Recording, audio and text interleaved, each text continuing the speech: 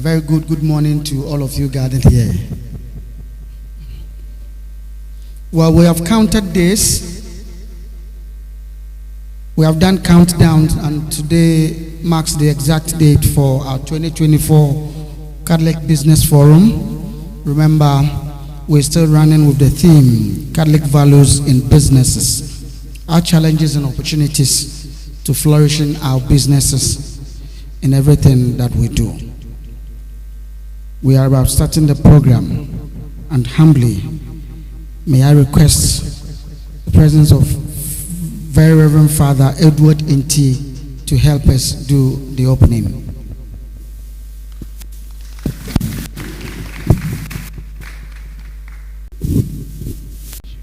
As we've gathered here today to bring to bear the various gifts you have given to us, and also to journey together on how we will be able to use these gifts to serve your creation, we pray that you be with us throughout our deliberations, that together we may be able to come together as a community, as your church, as your sons and daughters, to serve one another on the field of our work.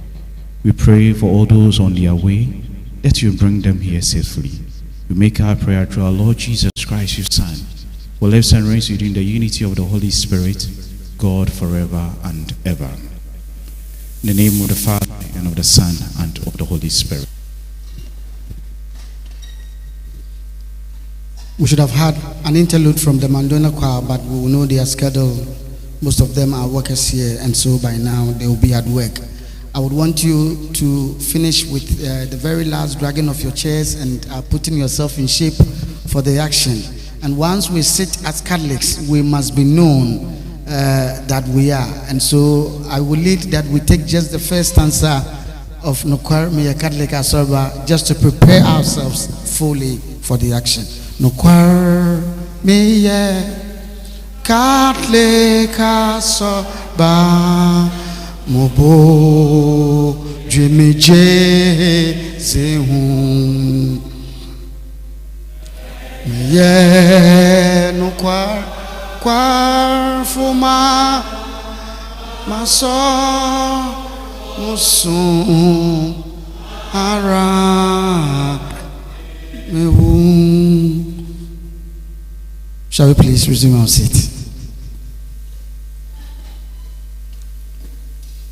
Father David Okran will do us the honors by welcoming all of us to this wonderful event. A round of applause for him, please.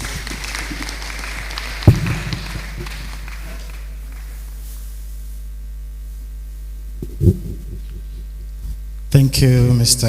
Anani. My Lord Archbishop, Most Reverend Charles Gabriel Palmer Buckle, the Metropolitan Archbishop of Cape Coast, Most Reverend Matthias Kobina Inketia, Emeritus Archbishop of Cape Coast, Mr. Ekins, our chairperson for the day, Very Reverend Fathers and Fathers, Reverend Sisters and Brothers, distinguished invited guests, my dear people of God. It is a joy that we have gathered here together as sons and daughters of God who share this common faith and who have come together to be able to see how we will collaborate to do the work that God has entrusted to us and to do it well.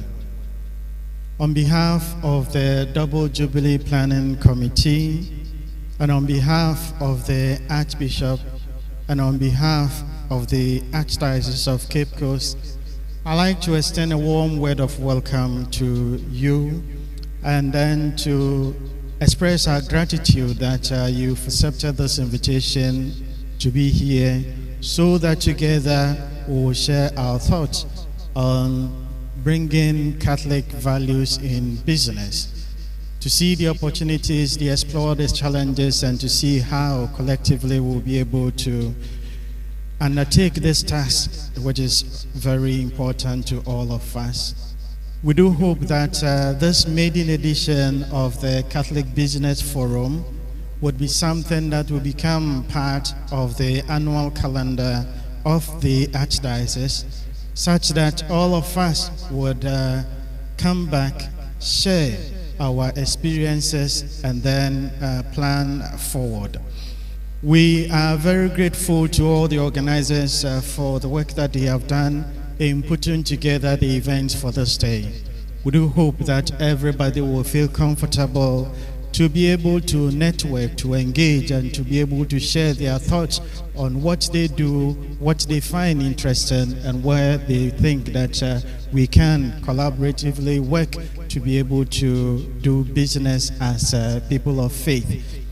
We know that a lot of stands have been erected for us, and when we do have the time, we would be able to go and then see some of the products and services that have been shared with us. Some of us also would also have the opportunity to be able to present our companies and our businesses throughout the course of the day, so that this would be more of a sharing experience for all of us. And I do hope that by the end of the day, all of us would go home better, united and bonded together as the people of God. So once again, I just wish you a warm welcome. We do hope that you have a very fruitful and productive day, and we hope that we'll go forward with some knowledge and skill set to be able to do the work that we do. So thank you, and you are most welcome.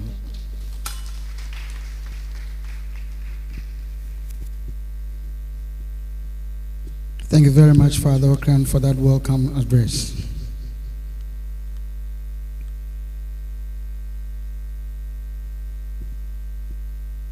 Biaya dwi masre na meyi openyina obetna egom wo nde dwumazim na me code switch kakra sande mepede mama yenyina yehu openyina obetna egom no nizebio ama Dambra Bible na manza kano nye nyizi sanno yazine nyizi ze aman preku openyina obenya nmbua atena egom adenden dwumezi nenyi oye ngumhini wo ogwa jasihin ni ahimfie wakakomdo chado ye deshe preku papa nana na ozi nenyim kan tine ayenchu yenyim de yan nana anomzi wo akan amambrem yantoto humaze kura openyinara ofiwa osanso yegomtinenyi ma eba oye central regional apamfo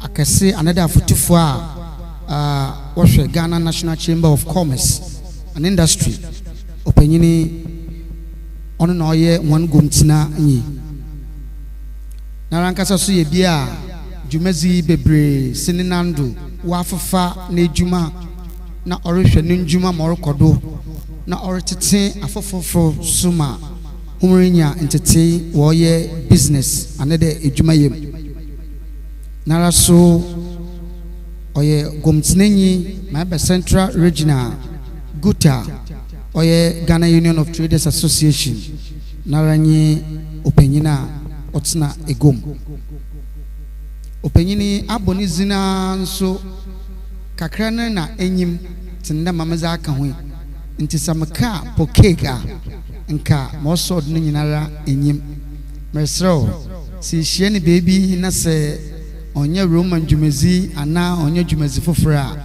na ezina nanano ezi aka no ho. People of the way umayem fansembo kase numu yedur nda nana poku ekins na obeye gomtinenyi ze amahen wo nde ejabo kase ase. We are privileged to have you as chair, Nana, and your opening remark.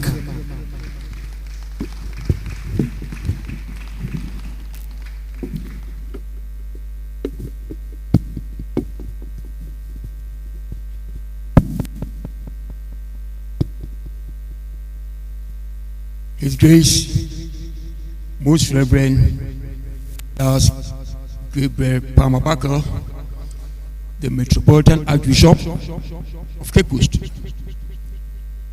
His Grace, Most Reverend Matthias Koblenkatia, the Emeritus Archbishop of the Archdiocese of Cape Coast, the host priest for the seat of Wisdom Catholic Church, every priest, the religious who are here to support this program, special guests of honor who are here to grace the occasion, academia students, faithfuls. 3 other protocols are hereby observed. We are here on a mission, and first of all, I wish to thank God for making it possible for us to be here today, to be part and parcel of this great occasion that has got the theme Catholic values in business, opportunities and challenges. It comes at a time that we have a lot of challenges within the business landscape across the country and within the Archdiocese Council. It comes at a time that we ought to find solutions to such problems to guide businesses within the Archdiocese. It must be a concern to the bishops, to priests in charge of parishes. If you go to James chapter 2, verse 14, right down to 24, clearly indicates that faith without deed is death. Faith without deeds is death. Therefore, if I'm the Catholic Church and we are going to pray for a sick, for a hungry person, I go and pray and I say, bless you, and I go off without providing the deed. The Bible says it's dead. I'll have to give him something, some food to eat. And therefore, if businesses are collapsing, if businesses are in distress in your church, then you have a problem. The parish priest, the archdiocese, the leadership of the church has a problem. Because leading a flock, you have to identify, particularly the youth of the church, because they are the future leaders of the church. You have to identify their challenges and then provide solutions going forward. You don't have to leave them like that. So the theme for today is very crucial. Very, very crucial. It comes at a time that most businesses are dying off, are suffocating. And we have solutions for all the problems. We have solutions. And today we are going to guide the church on a roadmap to ensure they take care of those in businesses, the standing businesses, the young entrepreneurs, the startups and all that in our parishes. We are going to bring out experiences. So, on behalf of the Archbishop, I wish to welcome you here to this business forum, and it's my wish that by the close of today's session or today's program, we would have adequately fed all the priests with enough knowledge to be able to drive the businesses of their flock membership. On this note, I would wish to accept to be in a chair for this program. Thank you so much, and may the good Lord bless all of us.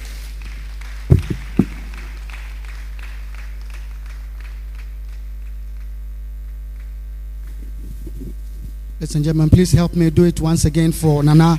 We are highly covered, He's a proud Catholic, so within the church we are covered. Yano soka for bibi brehene yankanye ya nana bezi enenyim ma nana nom ze achehin. And so Nana, we're very grateful for accepting to chair. Ladies and gentlemen, time now to get close to your notepad, your writing materials, for we are about having the very first presentation. And after every presentation, we will have time for questions and further discussions, which will be moderated by my elder brother, senior, and classmate, Felix Edu Poku. Please, we are ready. Help me welcome Mrs. Rita Akushika Diaba. Please, is she around? Maybe she might be outside preparing her slides or making sure the slides are ready. And so, Mr. Edipoku, you take in charge and lead the panel discussion. As and when she comes, she will have a turn to do her presentation. A round of applause for Felix Edupoku. Thank you.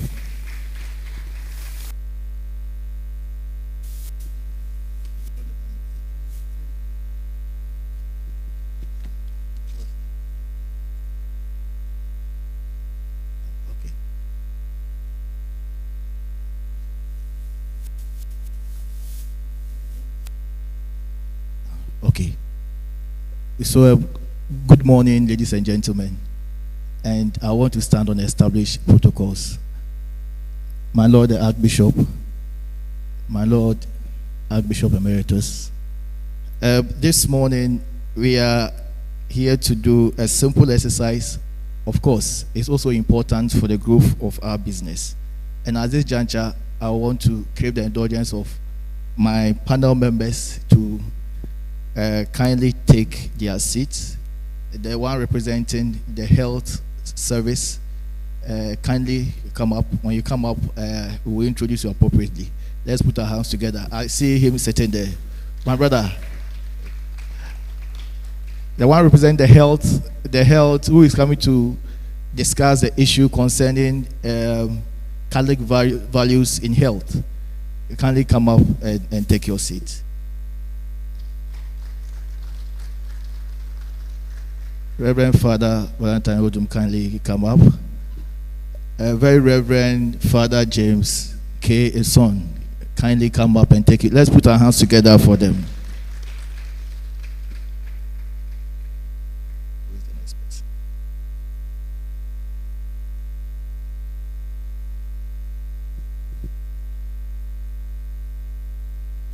Okay, so Mrs. Dinah Kwao-Osei, can you come up and take your seat?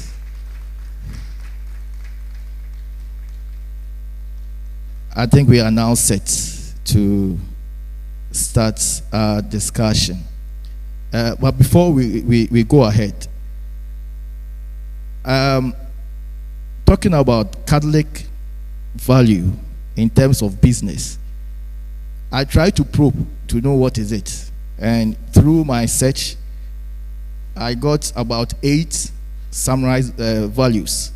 1, we talk about human dignity, common good, subsidiarity, solidarity, stewardship, fairness and justice, honesty and transparency, social responsibility. And in all this, according to my review, as I search, it talks about how Catholic business can prioritize human well-being, foster sustainability development, promote social justice, protect the environment, and uphold ethical standards.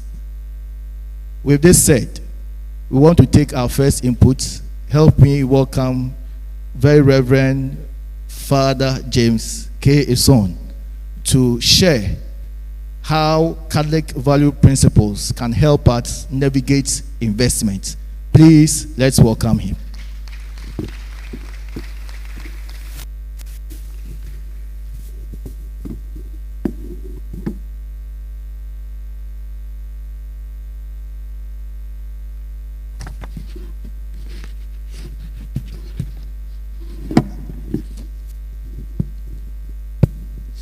So thank you, MC. Nana, Chairperson, your praises, my brother priests and religious, cherish Christ faithful here present. I'd like to first of all thank the organizers of this very important program for inviting me to give a short presentation on this topic, coronavirus in business, challenges and opportunities. Mine is to give a perspective of Archdiocesan investment. And I would like to begin this short presentation with a look at some basic or fundamental principles or values that must be our guide in our business activities as Catholics. All our human activities and our relationship with creation of this planet must be premised on what the psalmist says: the earth and the law is the Lord's, and everything in it, and all who live in it. Psalm 24, verse 1. So therefore, we are mere stewards of resources available to us or that come our way. This then makes it imperative for us as stewards to undertake every venture with the owner or the creator in mind. This implies, as Catholics, our business activities must seek to preserve Mother Nature. We need to respect and be guided by the natural laws in all business activities. For instance, the spirituality of St. Francis must be key in all our ecological related businesses. In our world today, there is a passionate call on believers, churches, NGOs, and private businessmen and women to shift their focus from the traditional entrepreneurship, which is solely interested in profit maximization, and rather embrace the tenets of social entrepreneurship. Let's note the distinction between the two. Like the traditional entrepreneurs, social entrepreneurs also aim at being very productive and successful in their business ventures. But unlike the former, the motive of making profit for social entrepreneurs is altruistic, namely, it's for common good. Social entrepreneurs diligently make profit in their businesses to enable them cause positive change in society. And they do so by applying back their profits to society for the common good. They aim at contributing to making the world a better place. So social entrepreneurs are always prepared to sacrifice maximizing profits in the short term to long-term good of social and environmental impact. It will be important to be aware of this current trend and embrace it in our business ventures.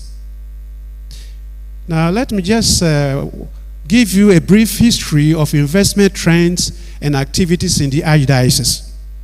In keeping with the mission of the Church, which is essentially evangelization, the Archdiocese of Cape Coast has always invested in human capital, particularly in the area of the training of its priests and to some extent religious and lay leadership. Since without financial resources, investment in human capital is unattainable, attempts have been made by the Archdiocese over the years in financial and other forms of investment with a degree of success and failure. So when we're talking of the investment from the Archdiocese, there can be some categories that we can identify. The first one will be we focus on investment that are attached to the Church's core mandate. namely investment in pastoral, education, and health activities with a view of getting some surplus to enable us continue to pursue our core mandate as a church or a diocese. Secondly, we have investment in real estate. Archdiocese has invested in guest houses, student hostels, halls for rentals, printing presses, and others. We also have financial investment. Over the years, the Archdiocese has been making investment in the money market and stock market. The money market investment has been in some selected financial institutions and treasury investment with the Bank of Ghana. The Archdiocese investment in the stock market has been in some carefully selected public companies listed on the Ghana Stock Exchange. And then we have Archdiocese Investment Fund. Currently, Archdiocese Investment Fund through the Archdiocese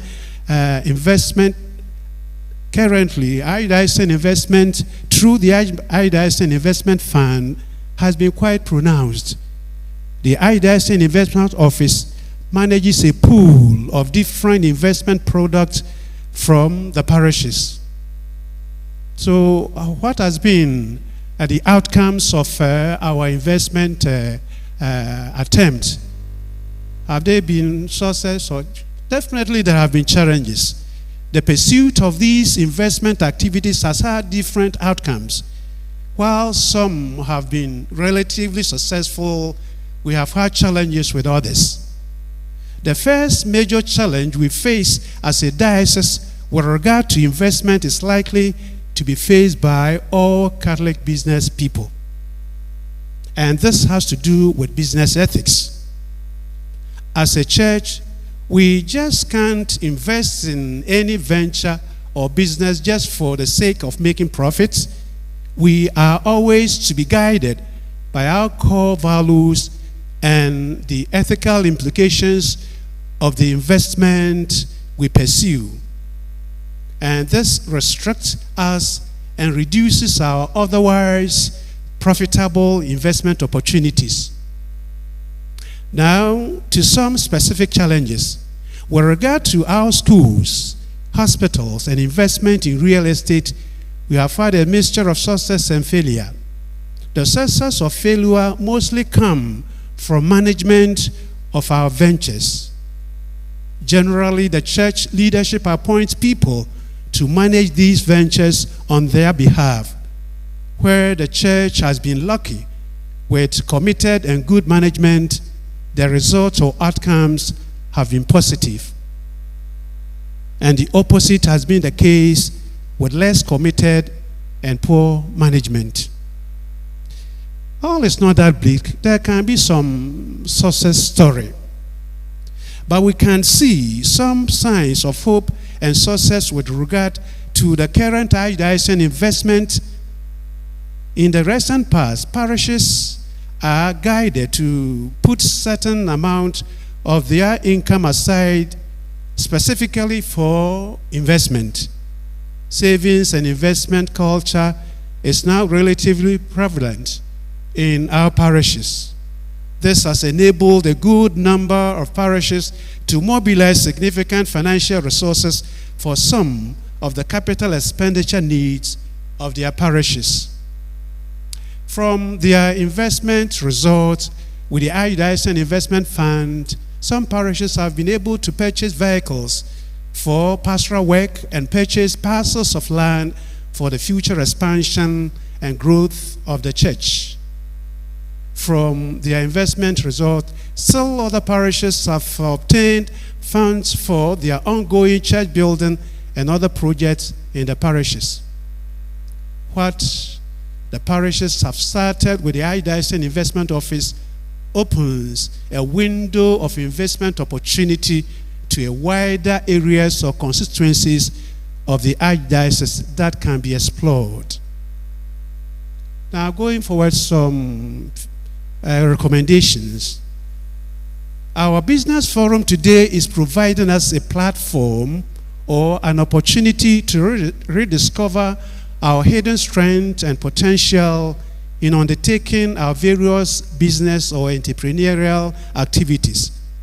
There is strength in numbers as the result of the current Archdiocese Investment Fund has demonstrated.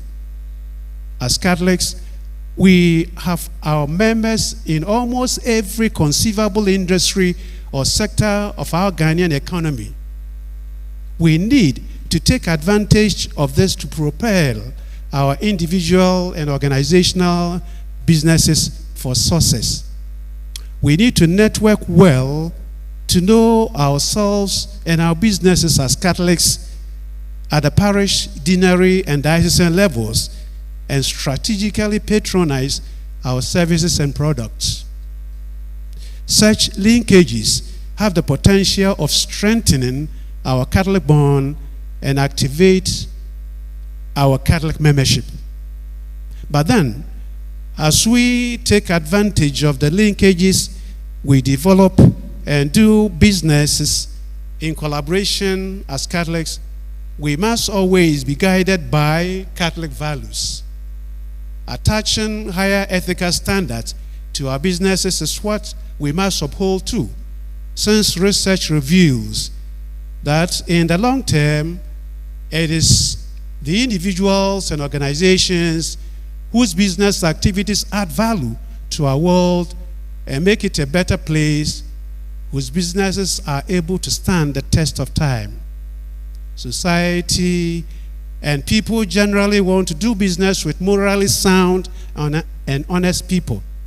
So let us be determined from today to develop fraternal and strategic link, among others, from our places of worship in our parishes to the marketplace, and we will surely contribute to promoting real integral human development that focuses on the spiritual and the material needs as children of God. And I'd like to thank you so much for your kind attention.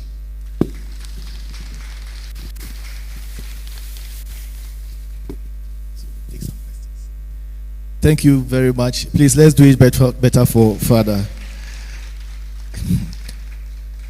So at this juncture, I want to take just about 3 questions on the presentation that Father delivered. So, Father, I'll ask mine first whilst we wait for the others.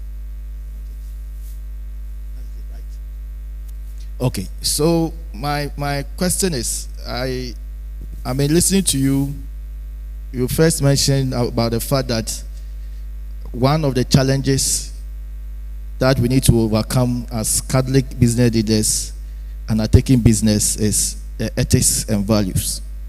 So I want to ask, what role should faith play in business decision making, and how can it inform ethical choices whilst we undertake our business? So as we think about that, please, if there is any contribution or question that you want to ask, Father is here. I think most of the presentation or what he spoke about basically is about how the Archdiocese is investing, putting some resources somewhere and making sure that those investment yields enough resources for us to undertake our various projects.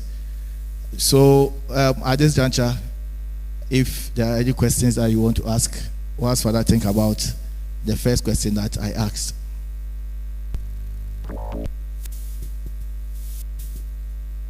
Can I have another microphone to help?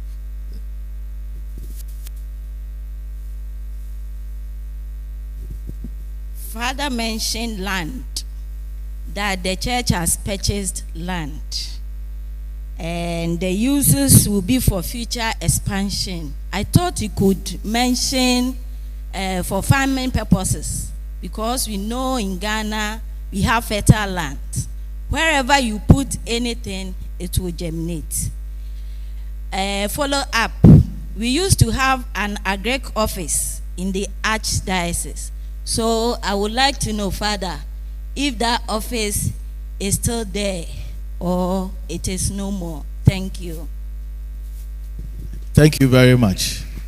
So last question, then I'll give the microphone to Father.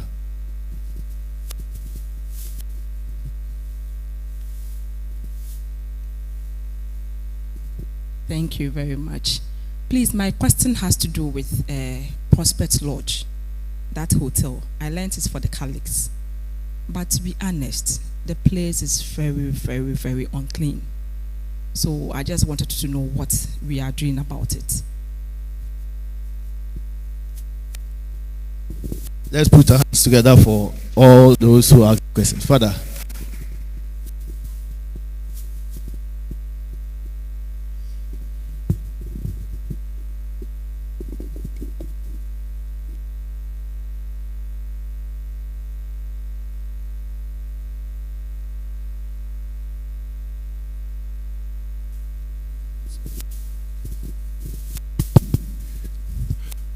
So thank you so much for the chance that I want to start present. The first one has to do with what the role that faith play in businesses. And at least from what I was trying to draw attention to, as Catholics, as Christians, as believers, the fundamental issue of any activity of ours is recognizing that we are steward. God has created this beautiful world, and whatever we do, we actually need to kind of do it with the mind of God. And so, believing that materials that are available, the strength that are available comes from God, we are like stewards that we need to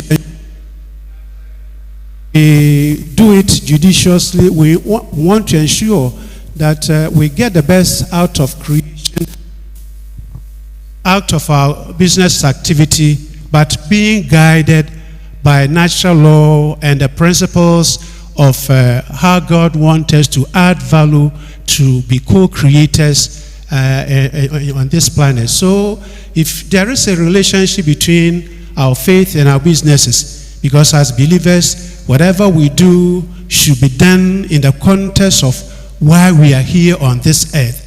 That distinguishes us from people who are not believers. So we don't maximize, we don't only look at what we are going to get from our activities, but we do it in a manner that at the end of the day, it gives honor to the owner of this world, namely God.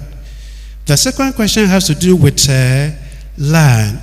I mentioned land in the context of being a very important asset or resources. So parishes and sometimes even dioceses try to acquire parcels of land for several reasons. One reason could be, of course, if there's a future expansion of, say, you want to expand your school or a hospital, you need a parcel of land for that. But as my sister asked, it's equally important that we can get some arable land to as much as possible also cultivate, use that for farming, which will be helpful, of course, and which will also be beneficial to society as a whole. So apart from land for real estate, other activities, we also have a couple of land that can be used for what they call it agriculture or farming. You also inquire that in the past, if you look at the history of Archdiocese as regards development and investment, we used to have said office, socio-economic department office, and you had a branch that handled agriculture. Currently, we still have that in different form. The name has changed, but we still have it. This time around, we have what we call development office.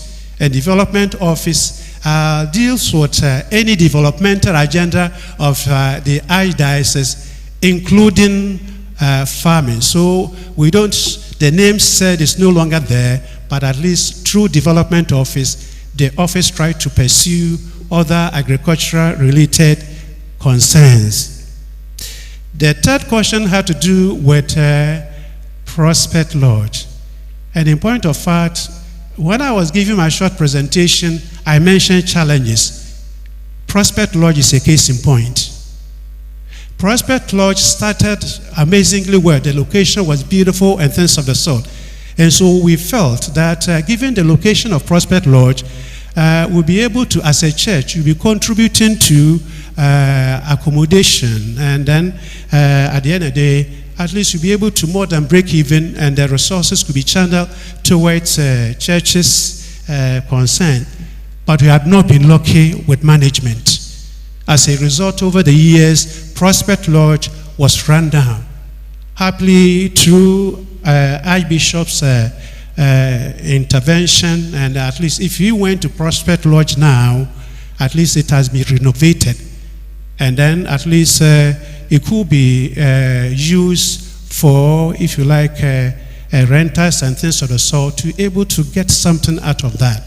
So this is what I can say as far as Prospect Lodge is concerned. Thank you. Thank you very much. Let's do it better for Father. So, because of time, I want us to move straight to the second presentation. And we are going to look at Catholic values in the health sector. I have Mr. Ohineba. I'm not, since Father is in Kasok, I'm not sure he's Mr. So, Father, when you come around, kindly mention your name and the position you are having within the health sector. Let's welcome Father.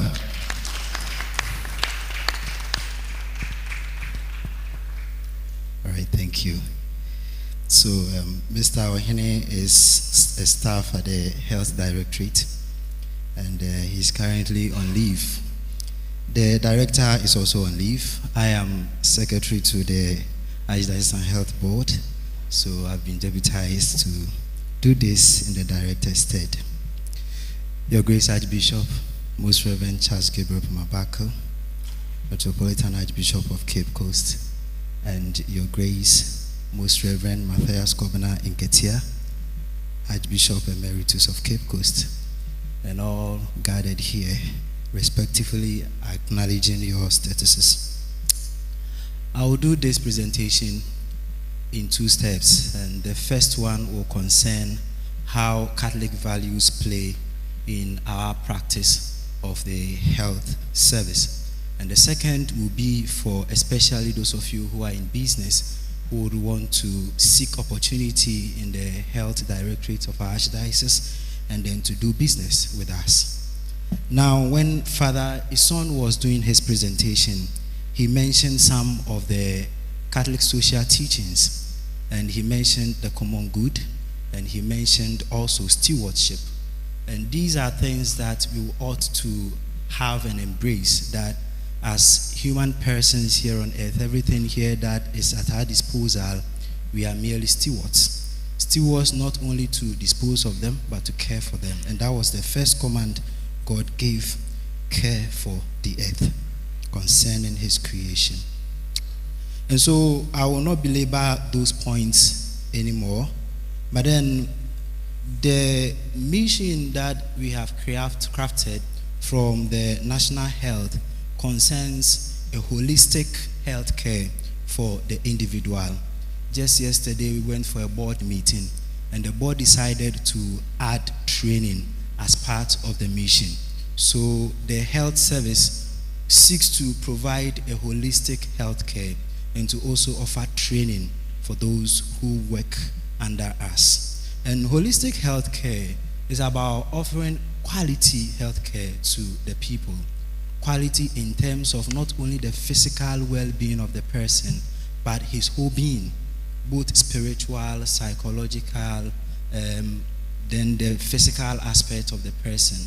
And that is what guides the work that we do as Catholic Health.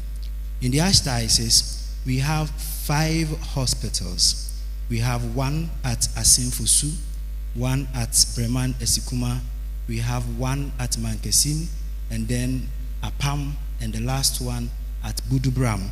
And then we have currently running a clinic at Kaswa. We hope to have about 2 of them in the near future, adding to the one at Kaswa, the upcoming one at Asinfusu Udumase and Asin Sebenso. And so altogether, we hope to be running about 8 health centers, all in the central region. And in Ghana, Christian Health owns the majority of the health institutions that are privately owned. And within the Christian Health, the Catholic Church is the biggest contributor. And in the Catholic Church, the Archdiocese of Cape Coast, we are the biggest. And so you see that we are doing more when it comes to our social responsibility for the people that we serve. And so in our work, part of the things that guide what we do, and those of you in businesses could also learn something from it, is that we want to acknowledge the dignity of the person, the dignity of the human person. And I believe Father Ison mentioned that one also. Dignity in terms that those who come to our facilities are not to be treated as commodities. And so when somebody comes to your facility seeking help because the person is sick, that person shouldn't be seen as opportunity to make more money. And this happens a lot when you talk about health centers that are privately owned, because the owner has bills to pay, the owner has to pay workers, and then he has already invested in putting up structures and all that. So instead of focusing on what will help the person, they rather turn attention to what they can gain from the person. And so the person is treated as a commodity, not as a person. And in that guide, we don't acknowledge that person's dignity. But then when you extend it further, even those who work in the sector, if the person working is not getting the remuneration that can compensate for the person's hours and the effort the person put to work, then it means the worker is also being used to advance the cause of the owner of the facility. And when it comes to Catholic health, this we eschew. We don't use the individual to advance our cause, rather we seek to serve the person. And so those of you Catholics who own businesses, you have people working under you, people at your places of work. You don't have to see those people as a means to your goal. Rather, you can advance the cause of that person as the person also helps you to advance your own cause. So the dignity of the person. And I will talk about the last one here before I go to the second point that I want to emphasize, the preferential option of the poor. If you notice where our hospitals and other health centers are located, you realize that they were cited so to help places that are underprivileged. So they are not mainly in the busy centers of the region. They are located at places where people need help because the government couldn't reach them. And so we tend to be an extended hand of the government reaching the people. And so when we talk about preferential option of the poor, we want to see that somebody can access the services we offer without even having money to pay for it. And so some of our hospitals have funds that could defray debt that will be incurred from caring for people who cannot provide the resources that they will need to take care of their health. And so we have that also as part of our responsibility to the society, responsibility to the people that we serve. And so we want the Catholic businessman, the Catholic who is venturing into the business sector, to always make sure that some of these teachings of the Catholic Church, they are called social teachings. We have so many of them. Father has mentioned some already, and I've brought these ones also to the fore to guide his steps as the person undertakes business. And especially if you enter into the health sector, it is lucrative for those who want to make money.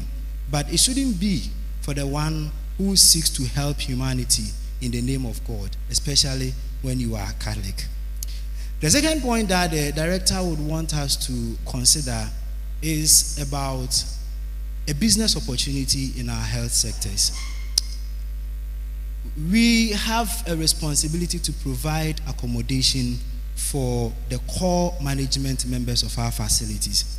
And so we would have to build apartments that could accommodate them on the premises, or otherwise look for a place outside the premises closer enough to accommodate them.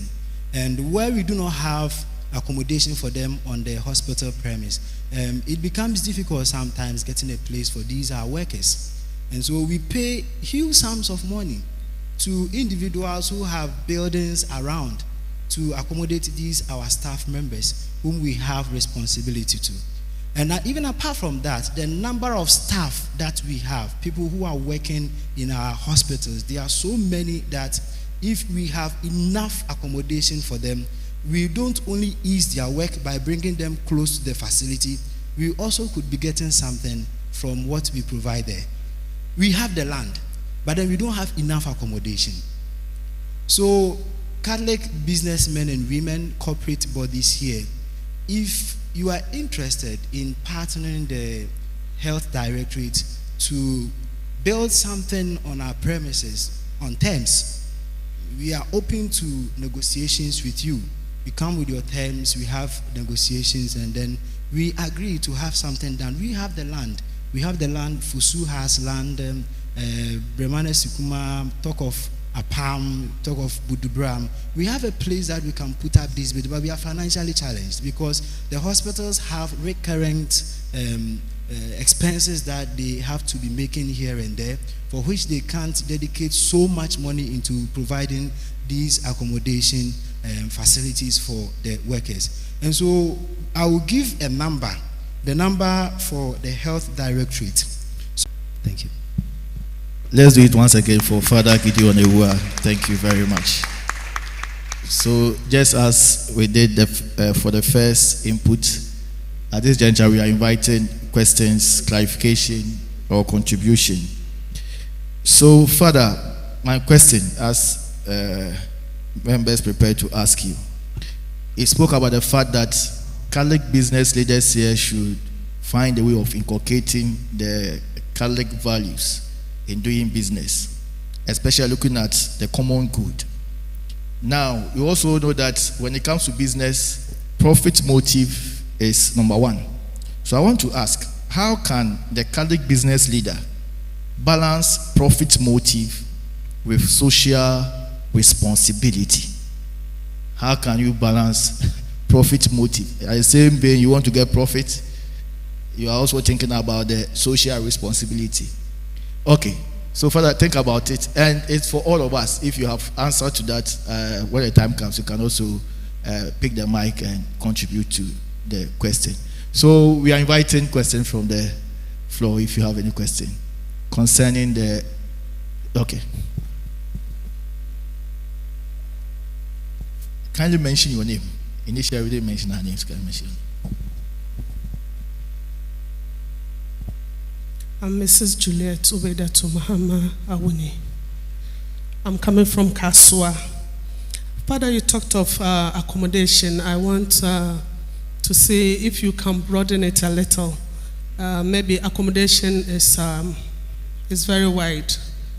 Maybe you specify which direction, so that if somebody is coming in to help in that regard, maybe we'll consider that. So if you can please work on that for us. Thank you so much. Thank you very much. I didn't get your name. I don't know if you all heard the name. For networking purposes. Okay, I'm Mrs. Juliet Mahama Awuni. Thank you very much. Any other question? Okay.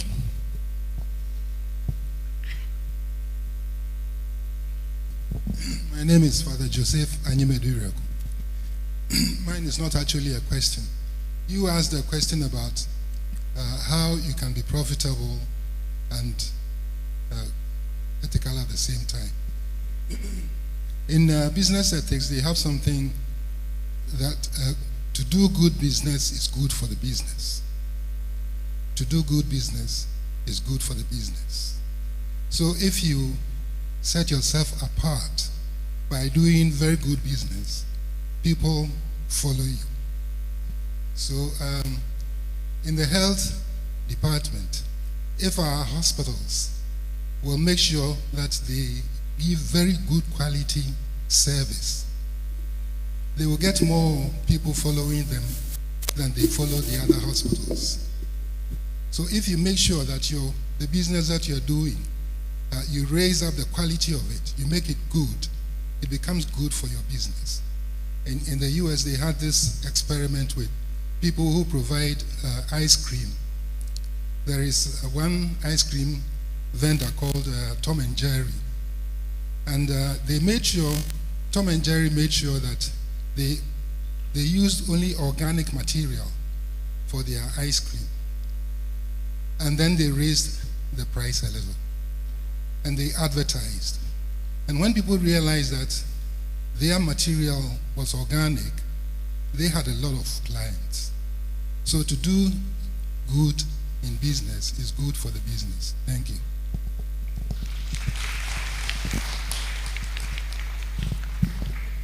Thank you, Father. So, is there any other? Oh, okay.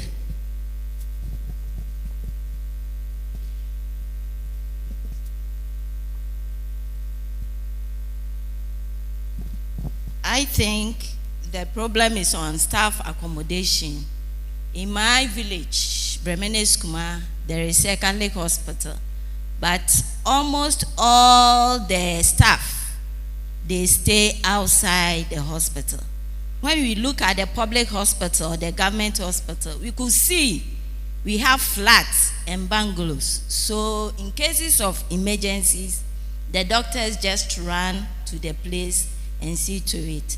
So Father, I think with the new upcoming hospitals, Asenso Benso and then Odumase, you should consider at least 3 staff accommodation before the hospital is built. Thank you.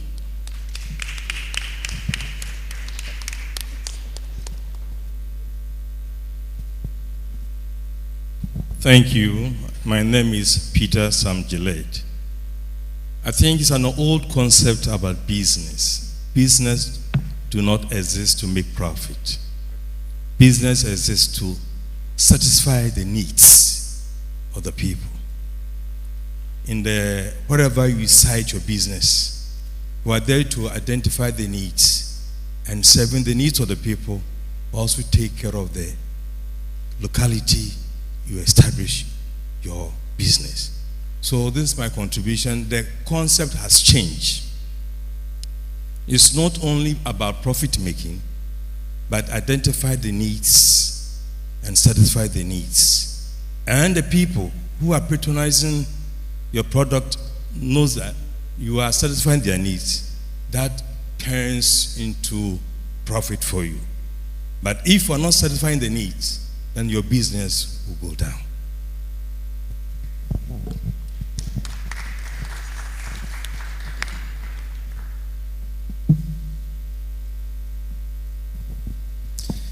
My name is Bonaventure Anand.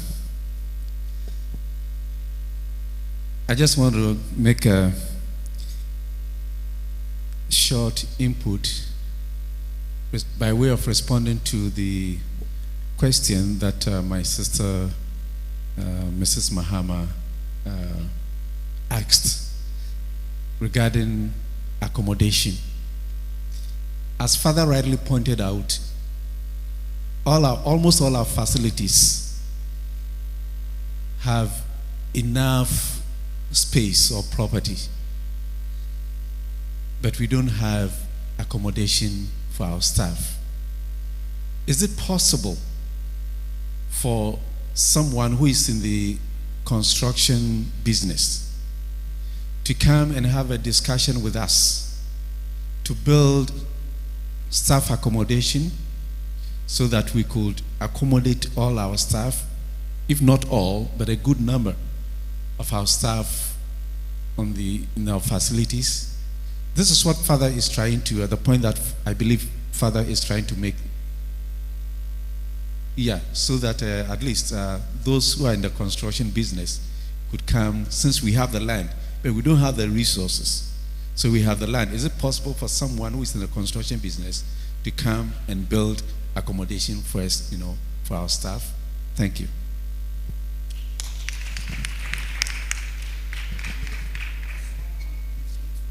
What Father just said. We have big companies which are interested in what Father said. We call it build, operate, and transfer. You enter into an agreement with them. Maybe for the next 20 years, I'm providing land. You come and build. Then you pay them for that period. Then after, so I'm making a contribution to it. So after that period, the property becomes yours. But then the question will be, how much will we pay them to be attractive enough to let them come? Can we do that? Yes.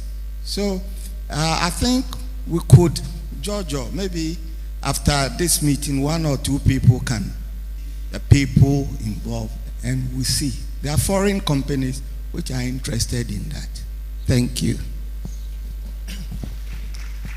Thank you very much. Let's put our hands together for ourselves. It's becoming more engaging. I think most of the questions have been answered, but anyway, we want to hear from you. So thank you all those who contributed to answering the questions that were posed to my presentation. I add a little to the input Father Bonaventure made, that those who are in the construction business, but then not only them, others may not be in construction business but have the financial capacity to ensure that it is built. And those individuals and corporate bodies are also invited. So thank you very much.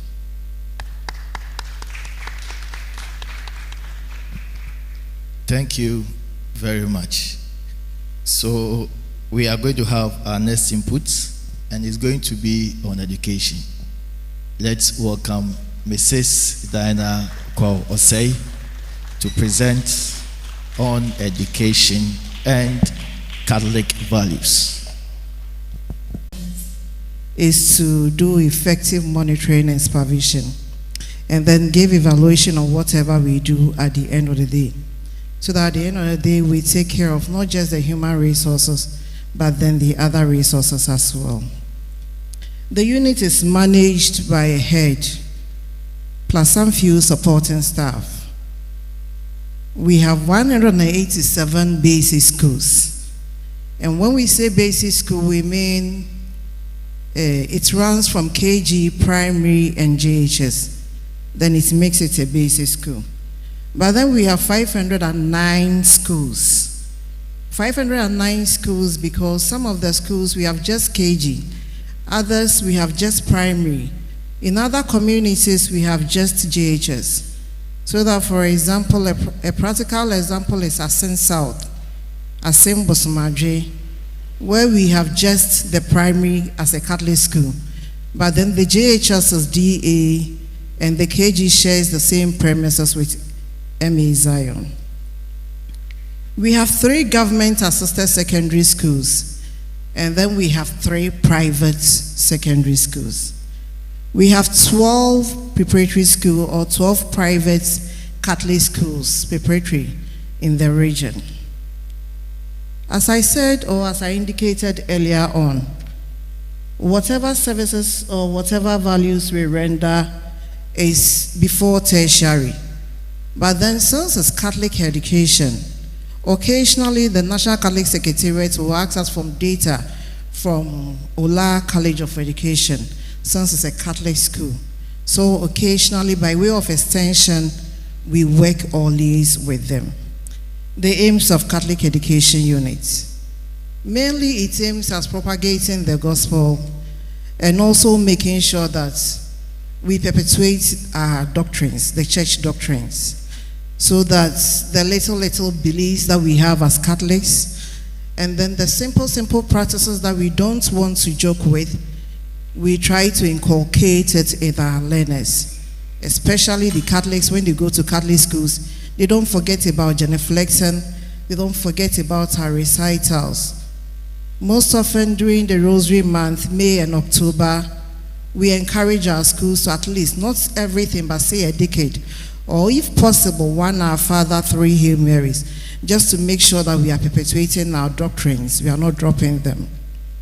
Now I'll talk briefly about the values of Catholic education. We have a number of distinct values of Catholic education. That is what makes us different from the other missions.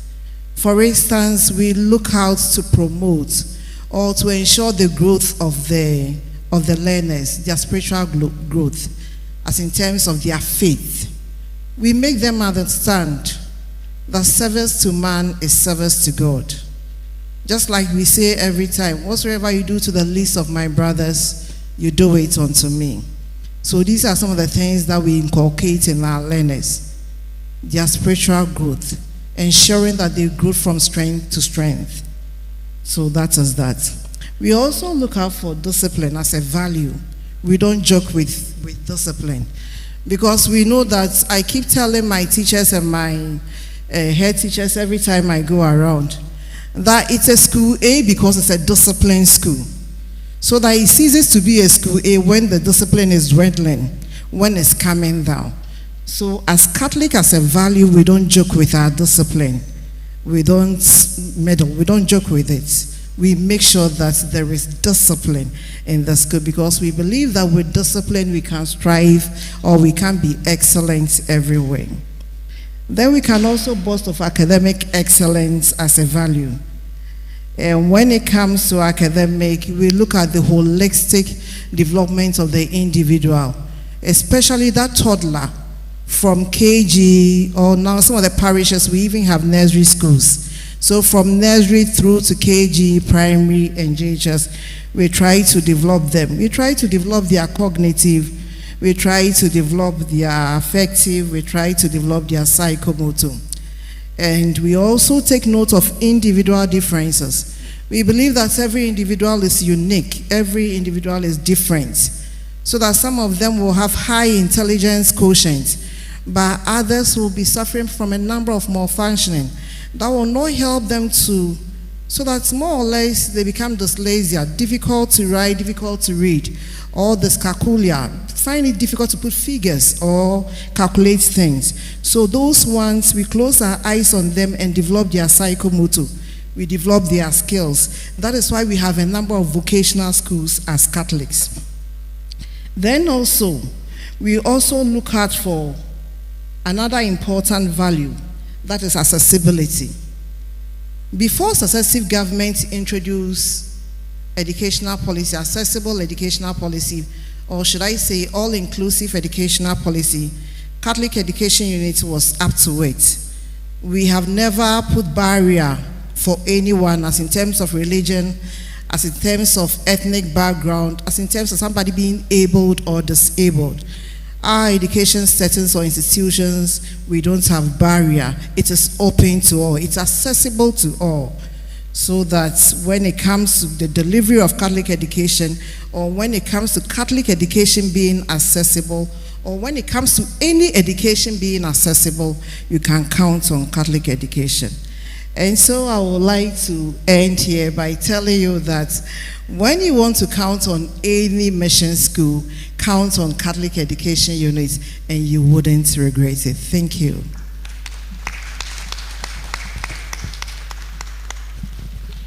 Thank you very much. Let's do it better for her.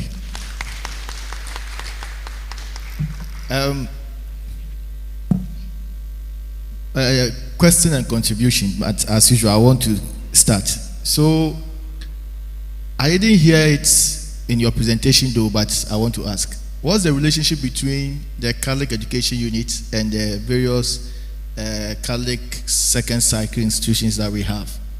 Do you also manage them? So before I bring the controversy, I indicated that I think you went out. Okay. So that we take charge for education pre-tertiary. Okay. So that before university from KG, and I said that these days some of the parishes do have nurseries. If not, we look out for KG, primary, JHS, and then secondary schools. Okay. So that all the Catholic secondary schools are under Catholic Education Unit. Okay, Thank you. Now we are talking about ethics. I want to ask a controversial question. Where is the place of, I know very soon we are about to have the placement, the SHS placement. And I know my Lord Archbishop will have a lot of sleepless nights. What is the link, or what is the place of protocol placement when it comes to getting a place for a Catholic daughter or son into the secondary school as we are about to place them, and the Catholic values that we are preaching? I don't know whether my question is clear. I thought you were going to put your hands together for me.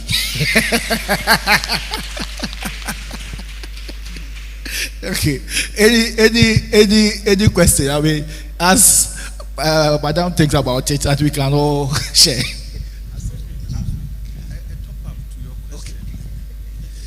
Thank you. I am Father George Bona. I wanted even to ask something in relation to what my brother has just talked about. I was just thinking about the power of the church in terms of numbers in our schools, both students and staff. Even sometimes to the point of getting ahead for our schools. What do we do? Madam, what is the situation? And what can we do? I think I was going to ask the same question. Because you go to a school and most of the teachers are not Catholics.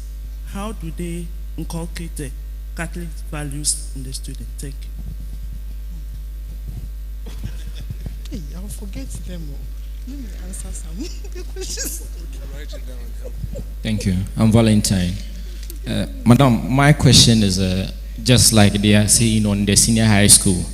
You mentioned government-assisted schools. I believe you're talking about St. Augustine's and Holy Child.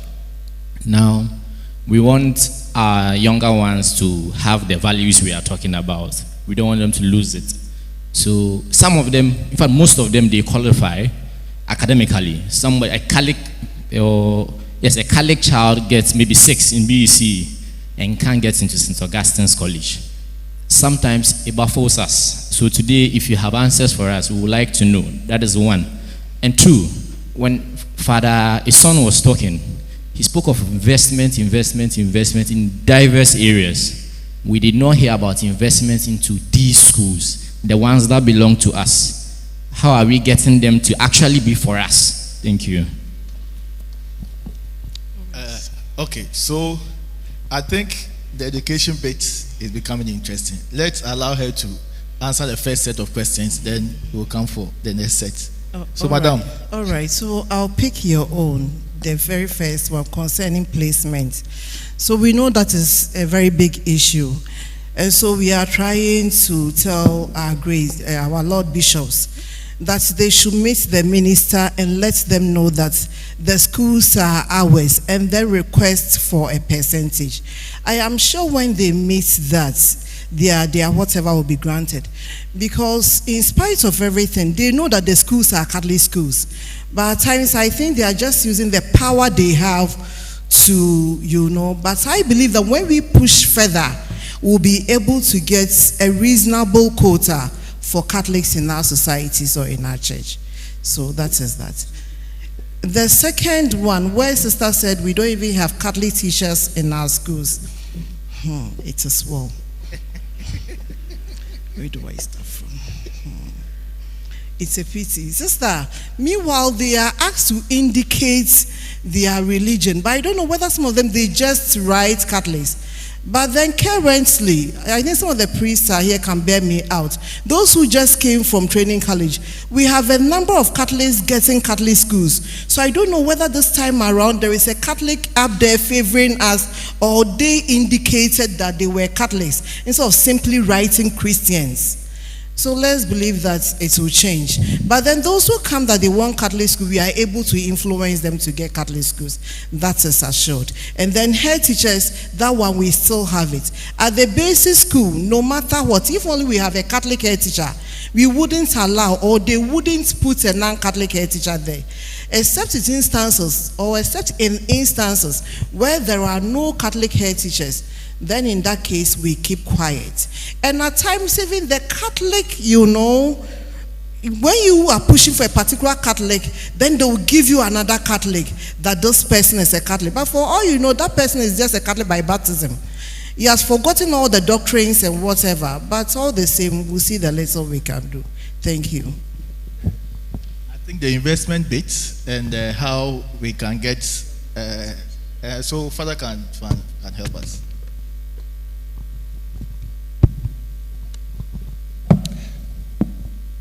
Yeah, naturally, human resources are so important. So for any organization to have the future, investing into human capital is crucial. Now, as a church constituency, there are so many options. Of course, you can talk of investment in different dimensions. When it comes to investing into, say, health, education, and things of the sort, maybe the leadership of the church can only at least delegate some expertise in those areas to do the investment. So if a diocese does the investment, it is quite direct. At least to the best of my knowledge, at least the direct investment that we do in our education is when they come to formation of future priests. That is that direct, if you like, investment into human capital. But then, apart from that, there are selected private schools. Of course, in addition to the government-assisted schools like Augustine's Holy Child, we still have private secondary schools, private schools that the church is directly involved with, like Mary Queen of Peace. We have St. Gregory's, secondary schools and things of the sort.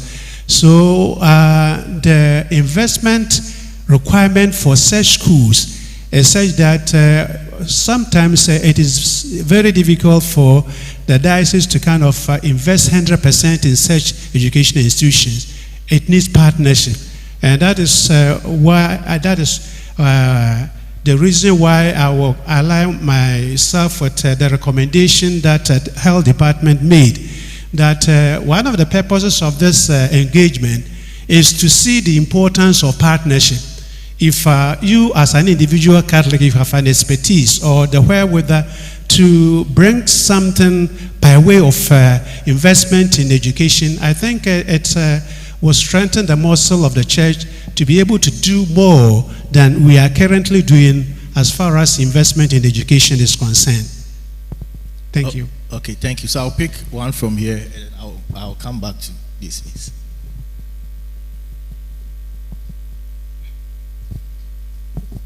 I'm Father Anthony Enyemfu. First, I will also add my voice to what the manager said about. But the question is, what is our relationship as a church in terms of education to the government and the policies? I'm asking this because now a teacher is even posted to a college school without a local manager knowing. And even sometimes the manager herself knowing about that posting. And you are there and you see a new teacher and a new face. You go around, when did you come? Okay, these are some of the things. So what is our relationship right now? Is everything coming from up there or is decentralized? That is another challenge that we have. And what I'm also contributing to is the fact that we can all help to build our education system in our various areas. Recently, our school, Catholic JHS, Elmina, the vacancy for the headship, we were pushing for a Catholic, but the district was also pushing for a non-Catholic. And so when you sit, they override you. And so I went there to tell the person involved that, I've come here in my cassock, but I've not come here to pray. I've come here to tell you that if you bring any head apart from a Catholic, I am going to resist the person. And then I informed the manager. And then they said, okay, then bring whatever. Then we brought the person. Then we realized that they were going to manipulate whatever and they have their way. So I quickly called the manager to bring a member to the panel because they were going to interview him. And what they said was that, okay, we're going to interview him. If he doesn't pass, it's not our problem. That's why I saw that there was something fishy going on. And I quickly informed the manager. And then they sent a member to the panel. So when the member was there, then their hands were back. Then the next hour, okay, you are called. You are passed. Everything is done. Meanwhile, they have delayed that for more than 5 solid months without a head, but with that. And so we all have to make sure that we help the office to achieve its aim about the Catholic education.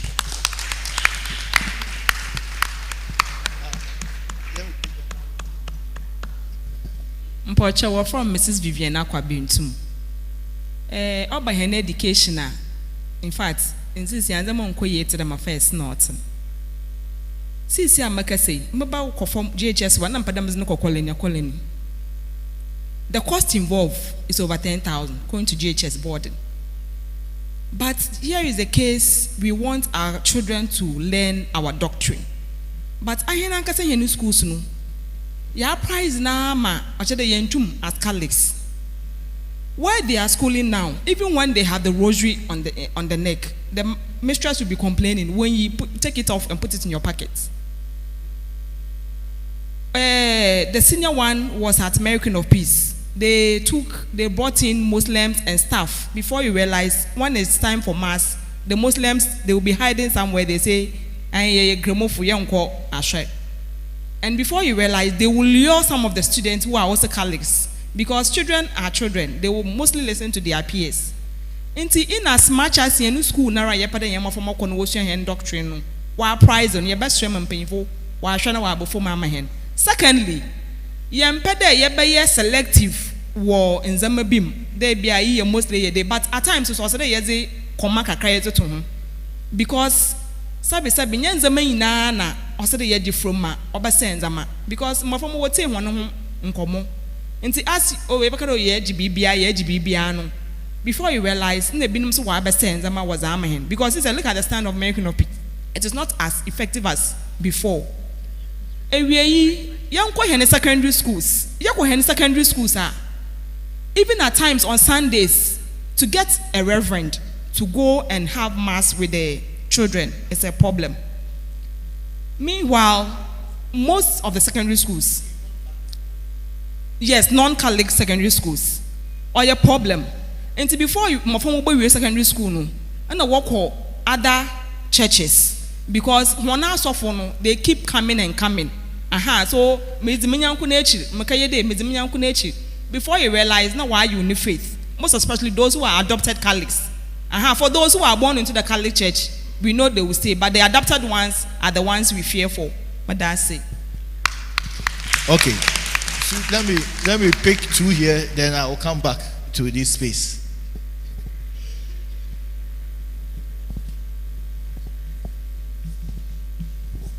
My name is Anastasia Aban. I'm adding up to what she just said. What is the church doing to help the children with their faith? When I was in Holy Child School, we used to have a summer program. And that program is no more.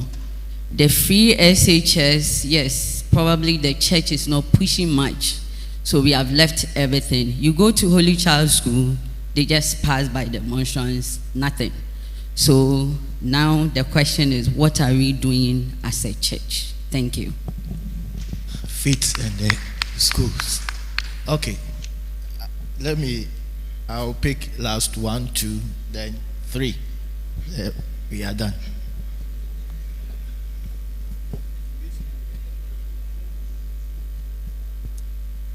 I'm Sister Mabel, excuse Sister of Notre Dame, and from Mary Queen of Peace. So I'm not trying to explain myself here, but just to put some clarification on what has been shared previously about the Muslims and the Catholics. I know in Mary Queen of Peace school, when we talk about the Catholics, most of the students are, the population, the students are, the Catholics are fewer than the non-Catholics.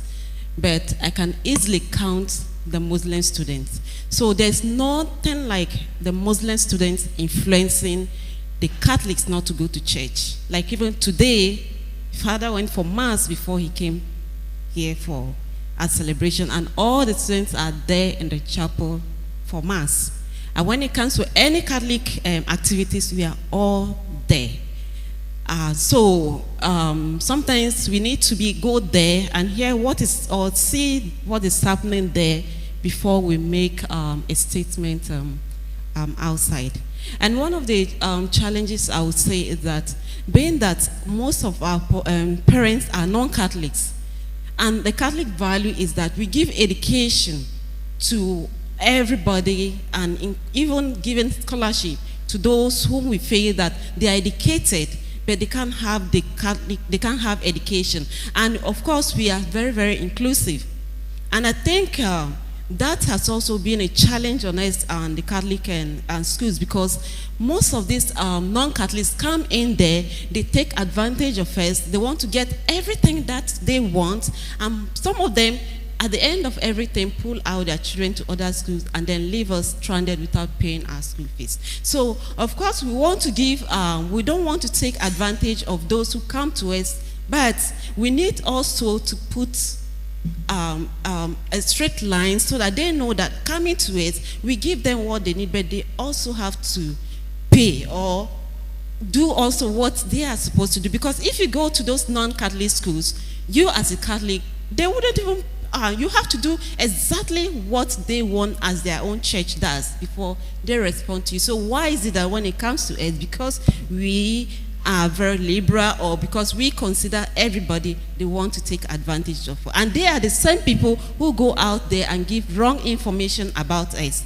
without even coming to hear or see what is really on the ground. So we as Catholics, when we come into in a gathering where we hear things of that nature, go there as a Catholic to say, okay, what is happening there as a Catholic, and let us together, we put it together, but not come to a general forum and then make statements that you don't even know the facts or the truth about it. Thank you.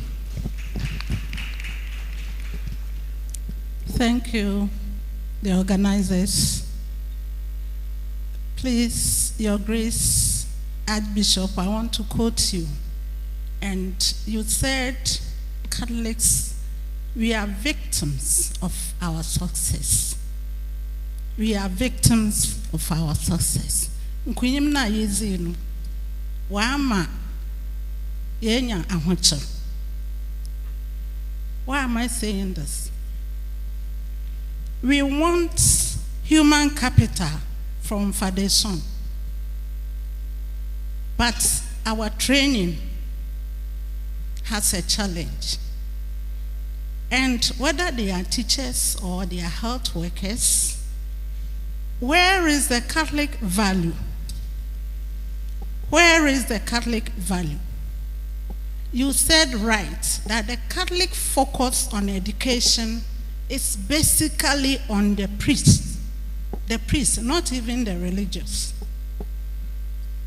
who is going to manage our professional fields. And Father said they will post a non-Catholic or whoever, whatever background, to your facility without knowing. You don't know them. They come with an agenda. What is the stand, equity stand of the Catholic Church, for that matter, Archdiocese of Cape Coast, in terms of education? Madam, education. We want our people to be ethical, and any law or policy that does not solve problem should be scrapped. Now, when you come to our education in Ghana, it is only the higher levels, the tertiary education, that learn about our constitution. Where is our constitution at the basic?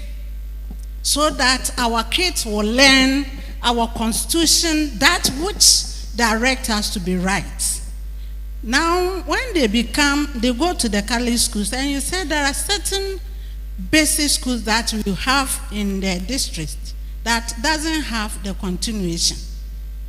Even the secondary school, now they come back and they are no more Catholics, or they are Catholics in name. My niece told me that sister Nancy, Mara says, I'm in Quachapel, na Papo. And yet there, maybe she and Catholics in Tina, them. So sad, because all the opportunities in her educational development has moved from Catholic to non-Catholic and all that.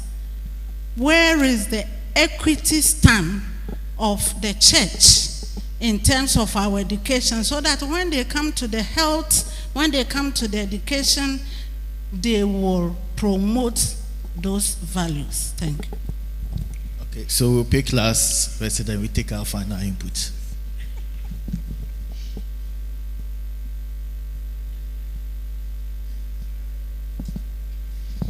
Thank you very much. My name is Sophia Blanston. When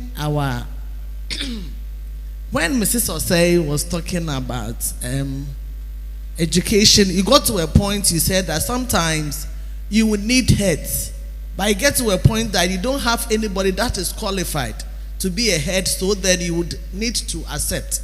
Can we look at intentionally grooming people who can come up and be heads of the various institutions at any stage? Can we just identify people like that, train them, so that by the time that they get to that point, at every point, we have people who can stand in that position? Thank you. Thank you very much. I don't know whether they are questions or contributions, but try your best. In the next 5 minutes, let's wrap up. Yeah. Thank you. So I'll pick it from the last question about grooming people to be heads in our schools. So you are right by saying that, and we are doing our best. I always put it on the ACTS platform. The ACTS is Association of Catholic Teachers, so that we have platforms, and I put it on it that those who qualify should send letters to the various district education officers, because they have the mandate.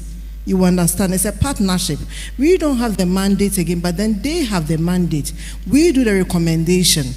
So that when you send it, you make me aware by copying me, and I'll make sure, if only you qualify. But then often, I don't know whether they are not interested because they frustrate them along the way.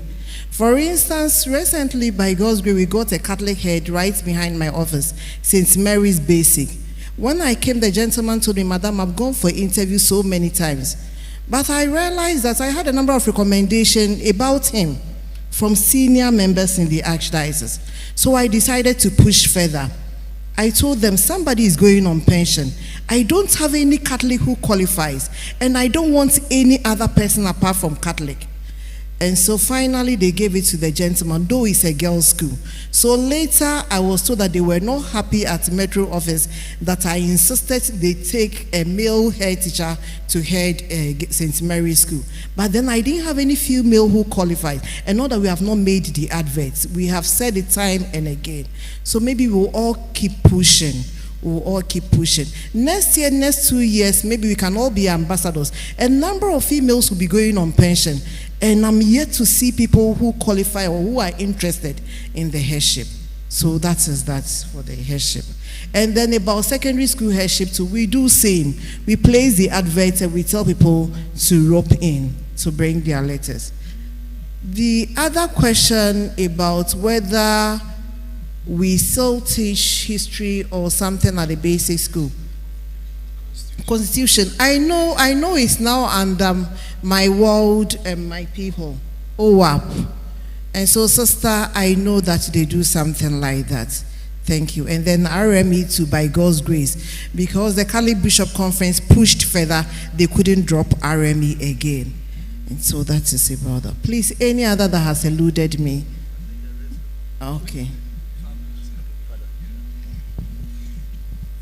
Thank you. I think in the light of Sister Veronica's submission, I want to just make a point on that. Of course, we have been speaking of the importance of human capital, and then it's a very crucial, if you like, mission or the responsibility of the church to educate all those on the constituency. But I think in doing that, this must be clear. You see, if you look at the nature of the church, all the Christ faithful, some of whom are lay people, religious and priests, have a call, have mandate to make the world a better place. So if you came to any diocese, we have a diocesan structure. When it comes to ensuring that there is a human capital development, health, and what have you, the curia or the office of the bishop of the diocese plays a role of a coordinator. When it comes to every religious have their charism, and their charism will range from education to health and what have you. That is where as individual and as a religious groupings, you respond to this mandate.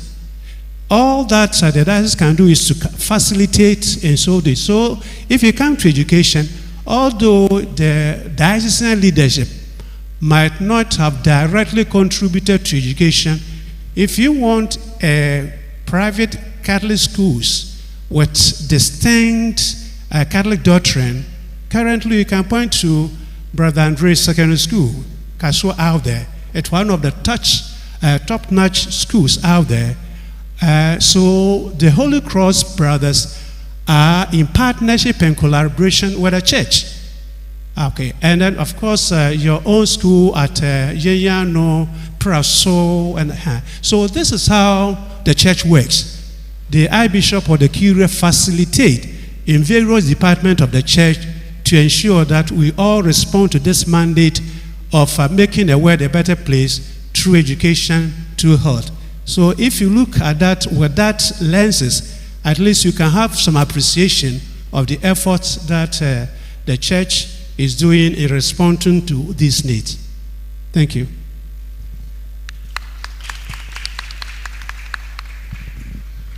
Thank you very much. Let's put our hands together for ourselves. I think the education space has generated a lot of discussion. I know we have a lot of other issues bothering us, and maybe after the first session we can see each other and discuss further. So we are going to take our final input as far as the panel discussion is concerned, and I want to... Just before that, reps from various institutions will be having presentation. Could you please meet me at the back so that we have a small meeting before your time for the presentation? Thank you. Okay, so the businesses here who want to have presentation, kindly adhere to the announcement. So welcome, Father.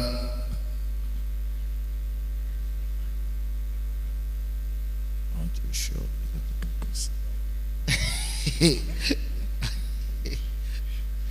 Yeah, they will still be mentioned.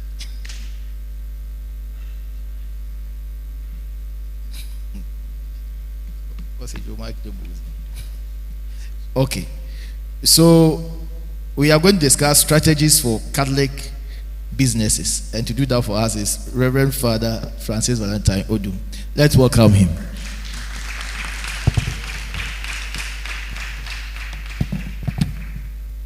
So it has been wonderful listening to contributions from the audience and also the presentations. It justifies why we have to be here today and why this was also selected as one of the events for the Double Jubilee celebrations. There is no strategy better than when we get together and when we wrap our heads around current happenings so that we can come out with the best way to confront them. So thank you very much for your interest in this. And sometimes when we gather and we're not in big numbers like this, everyone begins to say to themselves, oh, I wish that one were here. because when you look at the importance of what we're doing we should have been able to rally more than what we have. But we're grateful to God that He brought us. So I'm just touching on 3 main areas for this presentation. I'm looking at what underlies this business forum in the first place. So what was the conceptualization of it? And then what is the strategy for Catholic businesses, and what networking can do for us as a church. And the summary of all that I'm seeing here is that an opportunity to network our archdiocesan entities and provide opportunities to one another while putting our Catholic values of honesty, integrity, faith, compassion, trust, justice, and all of this ahead. Yes, okay. In what we do is so crucial. This is very important. And so I repeat that. I said our best strategy forward is to network our archdiocesan entities. Health facilities, educational institutions, social service providers, religious congregations, charisms and initiatives. All of it is part of what we're doing as a kingdom of God. And if we made everybody aware of this and we supported one another in doing it, we would have achieved a great feat for ourselves. Let me see how this is going to help me to do it. Mr. Manager, please help me out.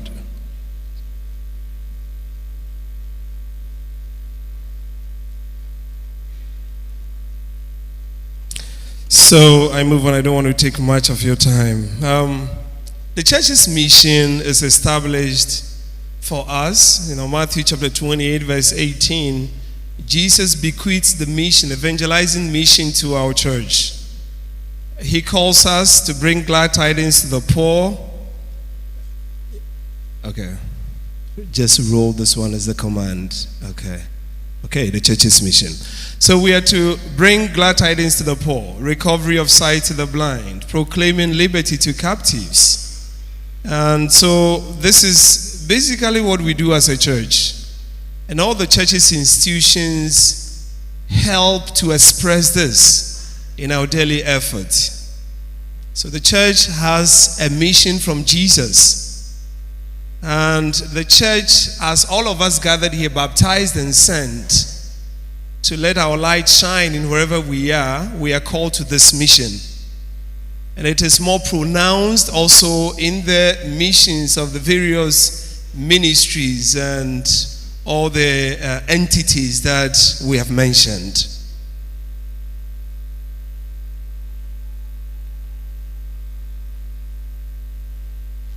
Okay, so this has been expressed in the 3 ways that we have heard about: healthcare, education, social services. Whatever we are doing can be put under one of these categories. But my whole presentation is just making a point that we cannot do without a strategy. And we cannot be unaware of the strategy we are deploying for doing this. We need to be aware of it. And we need to participate. Pope Francis last year, and we're happy our Archbishop is, part of the few people that were called together to Rome to brainstorm on the synod, on synodality. And so we cannot do this without anybody now being aware of what we are called to do. So why does strategy matters? So that we can efficiently achieve the goals of the church's mission, we need a strategy. And the business strategy is defined as a deliberate search for a plan of action that will develop business competitive advantage and compound it. So it's a deliberate plan of action. And so what is the Archdiocese's plan of action in regards to education? And every player in that sector must know this. you see that what I'm presenting is a solution to some of the questions that we have already asked. Why is it the case that government has her way or his way when it comes to appointing people to our schools? What is our own strategy and how we engaging with government? And have we come to the point of shedding blood already in ensuring that our strategy is being lived? And so we need our own strategy. And I'm only going to charge you at the end of this conversation to be part of that strategy and to help the Archdiocese do what it is doing, better. So there are models of strategy that, business management students know. I picked two of them, the resource-based view by Barney, 1986, and the dynamic capabilities by Tees, 1997. What are they? I'm going to break it down for us. Resource-based view model of strategy only says that you are able to compete as much as you control resources. To the extent that you have resources, you compete. And so Catholic Church can be successful in what it's doing based on the enormity of the resources it possesses. And I'm sure you and I can agree that we have a lot of resources. Of course, it's not all in the capital area, in the financial sector, but don't forget the human resource we possess. All of us gathered here, wrapping our heads together, sharing ideas, that's a great resource that some other institutions don't have. If you begin to go through, levels of education of our priests, religious, church members, it's all part of the resource the Catholic Church in the Archdiocese has. And so we can compete based on the resource we have. The dynamic capabilities is another interesting area, another interesting resource strategy. So these are an organization's ability to integrate, build, and reconfigure internal and external competences to address rapidly changing environment. I think I should roll. Yep. Okay. So that's another area of strategy. And that is what this forum is doing right now as you and I are speaking. So we're tapping into our dynamic capabilities as a diocese. What does that mean? We have listened to education people, we have listened to Father Son on investment, we have listened to the health sector, and I represent the social services, so CMP and the others, but I will not have much time to delve into that. But all of us have come together. What are we doing? We are learning, reflecting on our successes and failures in order to find the capabilities that we have to confront the challenges that we face today. That is so unique. Anytime we came together and we're able to brainstorm on one of the challenges we confront, we are able to, and the Lord endows us to have the capacity to come out of that with a strategy to confront it. In business studies, this is dynamic capabilities. Every organization has it. And I'm not only speaking about the church, I'm also speaking to individual, private and corporations gathered here. That if you can look into your organization and tap into the dynamic capabilities that is already present, you are likely to have competitive advantage, which simply means that you are likely to perform better than what other competitors in the area of your work would do. And the basic, characteristics of dynamic capabilities, your ability to reconfigure. Reconfigure means you have to be able to deploy assets from, different fields that you control and be able to align them in such a way that it becomes a new asset. So if the Archdiocese begins to align its assets, what new asset is going to come out of this to be able to meet the times in which we live? Leveraging. And some of these things are things that we're not even doing. So we have a church where Enterprise is a member of ours. We have some who are bank managers. We have some who are in charge of big departments and offices and all of it. And we have an archdiocese that stretches from Kasua to Dunko. And most of us are keeping our monies with Ghana Commercial Bank.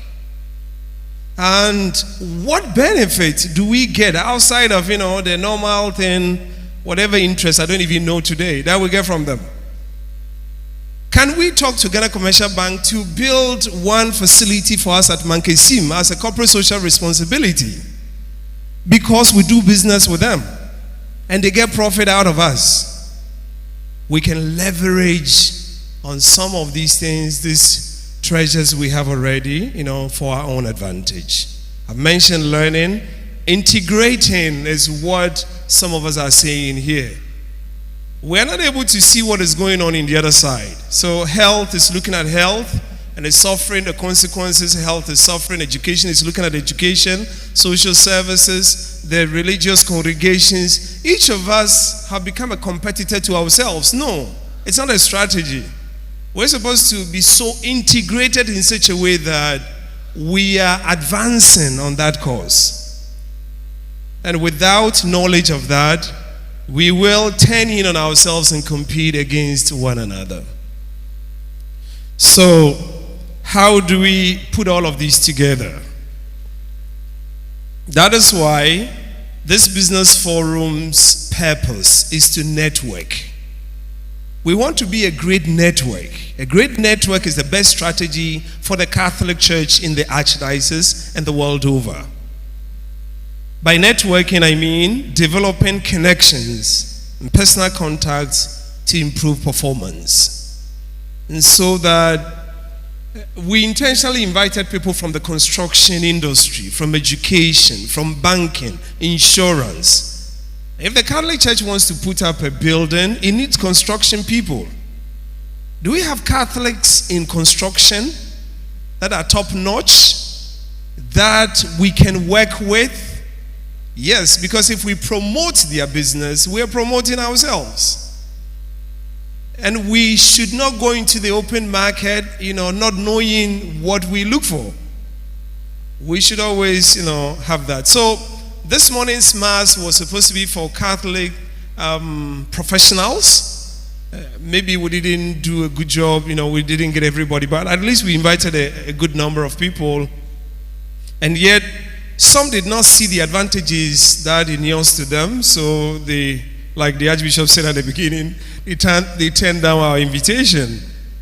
But that's the point. We want to know where Catholics are and where they are experts in and what they are doing so that we promote you. In this double jubilee year, what we are saying to ourselves is that baptized and sent is not only a slogan. We're interested in what our Catholics are doing that earns them a living. And we want to promote what you're doing. And we want to encourage Catholics to patronize what you're doing. Because when we do so, it's a good strategy. We have benefits of networking.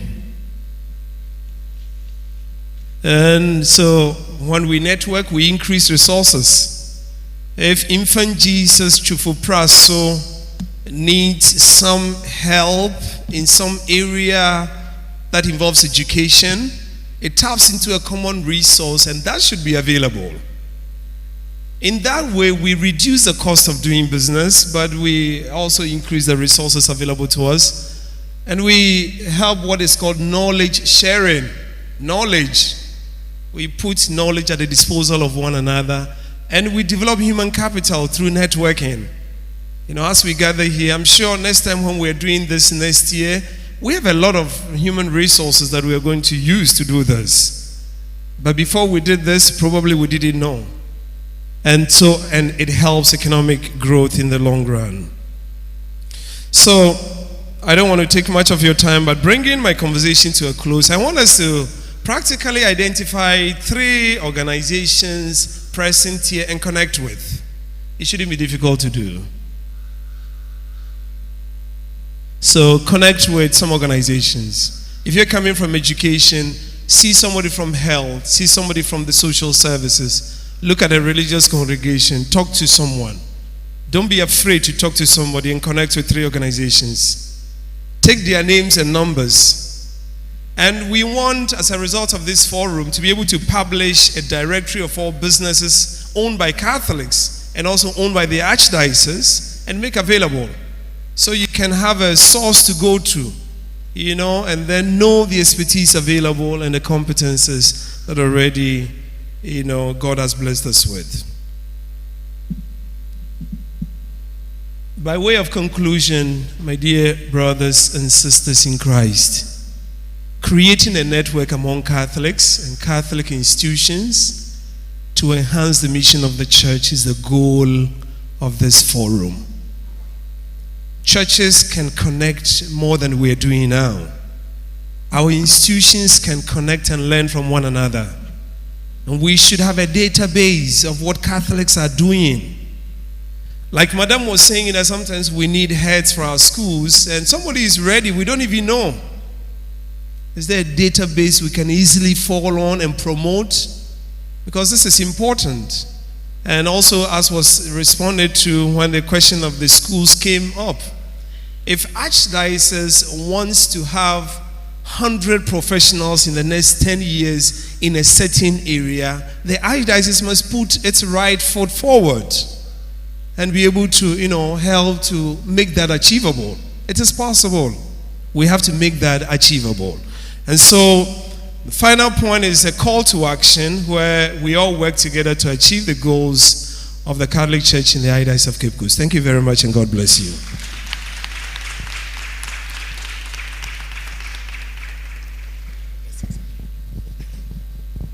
Thank you very much, Father. So again, we move round to get questions, contributions about what was presented a moment ago. Strategies.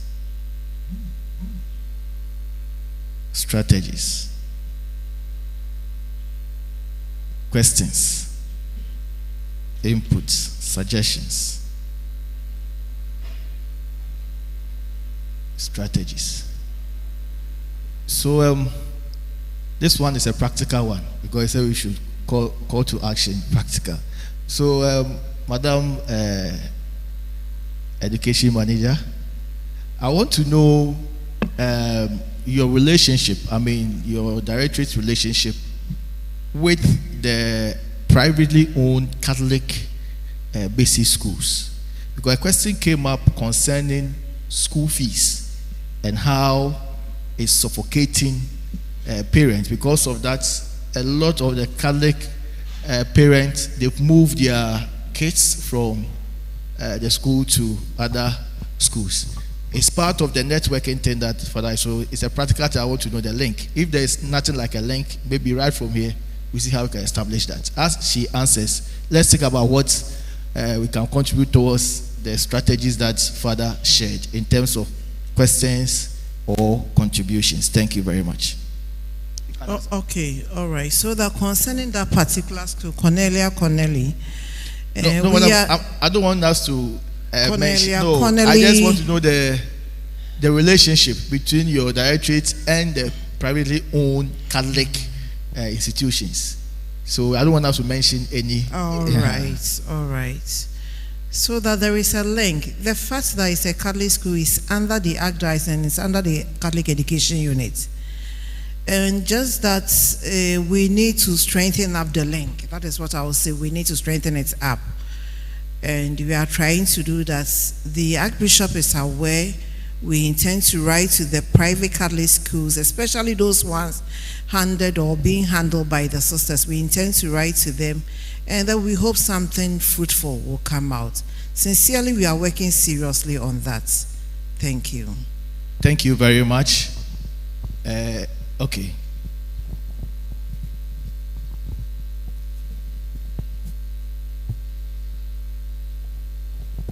Once again, thank you for the organizers, and I know this synod will help straighten up a lot of things. We are all aware that it is the parishioners that makes the church. And the parishioners cannot be without the ministers. However, one of the strategies that the church is now adopting from the non-Catholic churches is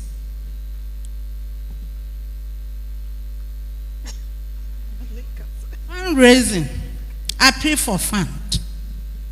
When we were kids, we went to church and developed our morals to gain heaven.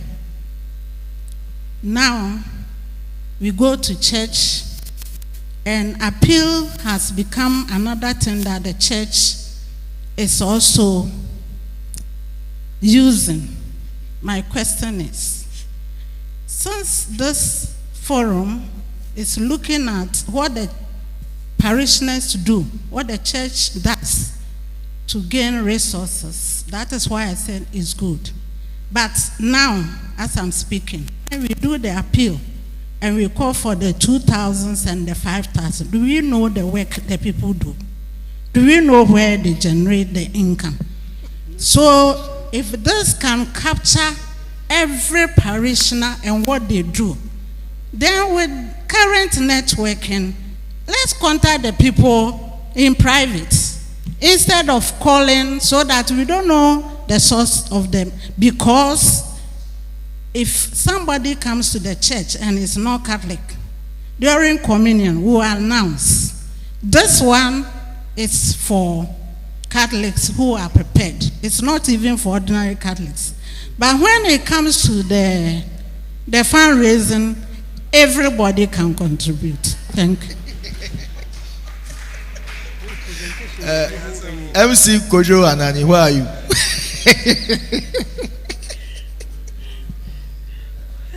Thank you very much. I am Father Edward Kwabena Inti.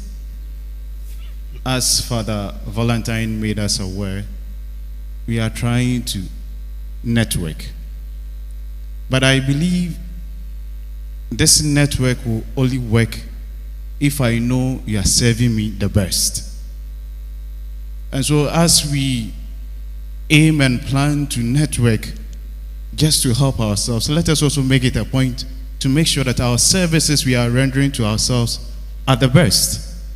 Sometimes you give an opportunity to someone supposedly a Catholic, but the kind of the delivery the person or service the person will render to you is very poor.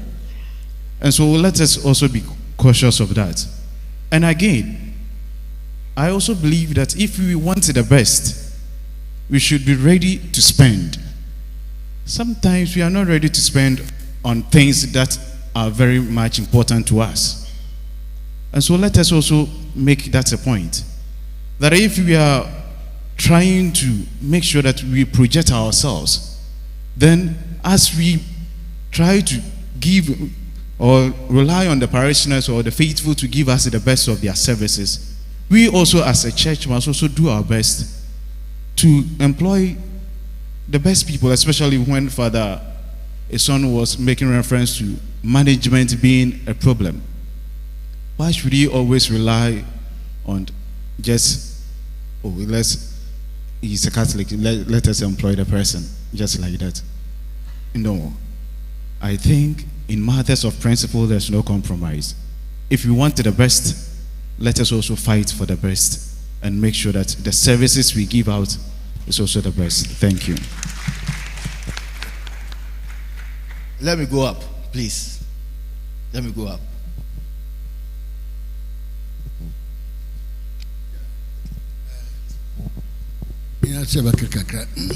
So I've been hearing. Now, Father made us aware of the need to network. He works very eloquent about this, and I think it's a way to go to get the outcome that we are seeking. But I think also that we do have the crucible or the facility for this networking in the form of our secretariat. departmental, all the departments are there. Socio-economic department is there, education is there, health is there, societies are there. If we take our departmental meetings seriously, we will have gone a long way to achieve the networking that we all are talking about and desire. Thank you.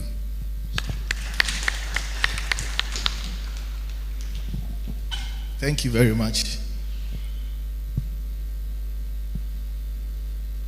Could you hold on?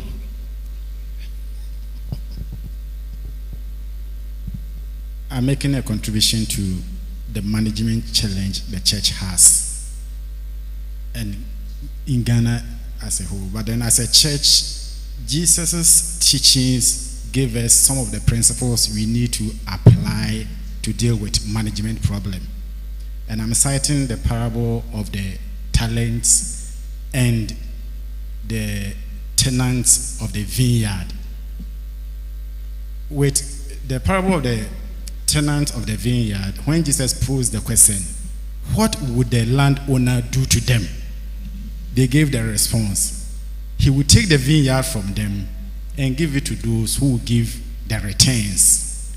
Sometimes as a church, because of our leniency and mercy, when we entrust people with key responsibilities as stewards and they are not accountable for their stewardship, we fail to apply what Jesus got as a response.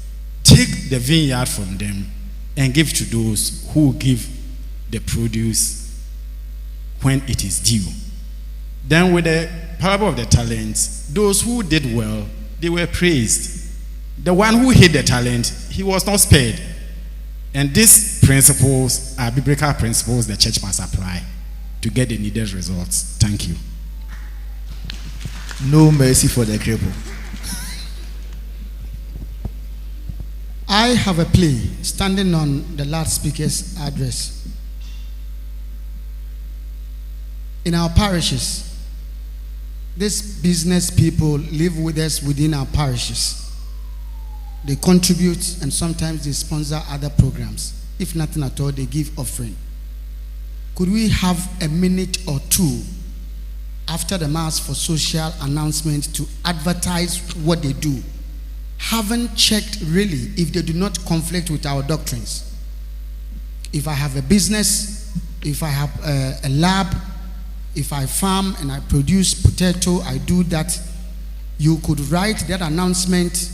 The priest in charge will go through, make sure it doesn't conflict with anything. If there could even be a fee on that, no problem. When we have a way of advertising for them this way, they get the returns and they come back to the church to give. And addition, okay, with what Sister said, I think the powers maybe you think about that one.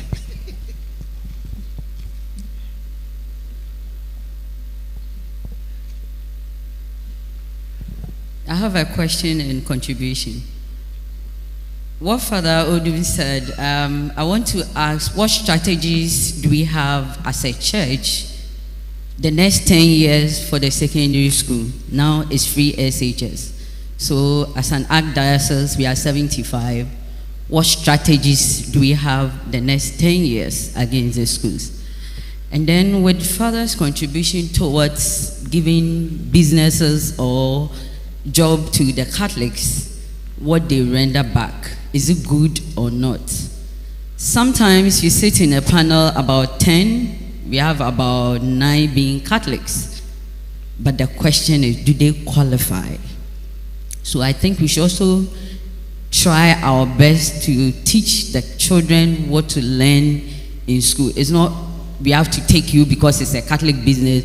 No, there's a cut that we would give it to the people who qualify for that. Thank you. Hello, I'm Faustina. My question is, as Madam Education was speaking,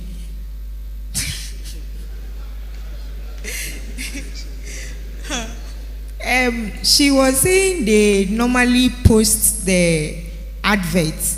To be honest, me, I've never seen any of these adverts. I want to know where they do post the adverts. And also, I want to find out, every parish, we have different professions there. Do they have our, let me say, our contacts, our, those things in the office? That should any position come, they know we have 20 people in this field. Let's contact them and find out what they can do. I don't know. Do they have our contacts? So we need a database. Yes. So I'm Father Emmanuel Ajini. Just to probably touch on what Father Ishmael said.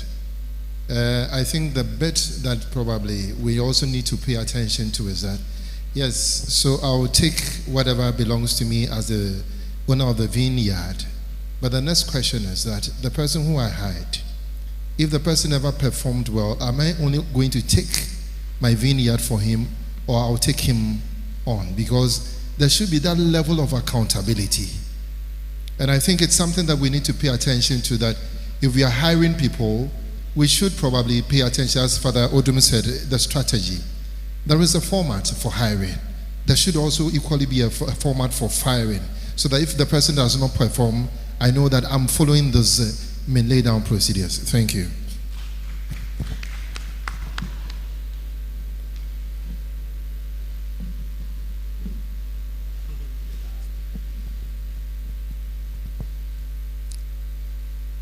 I'm Elizabeth. Concerning the management, sometimes because of the education that has come before us in the world, there are others who have not been educated. Excuse me to use this word, those who are illiterate and those who are less privileged. They have the knowledge to manage the thing, but because of qualification, they look down on them. Even they don't consider them, whether if they can do it or not.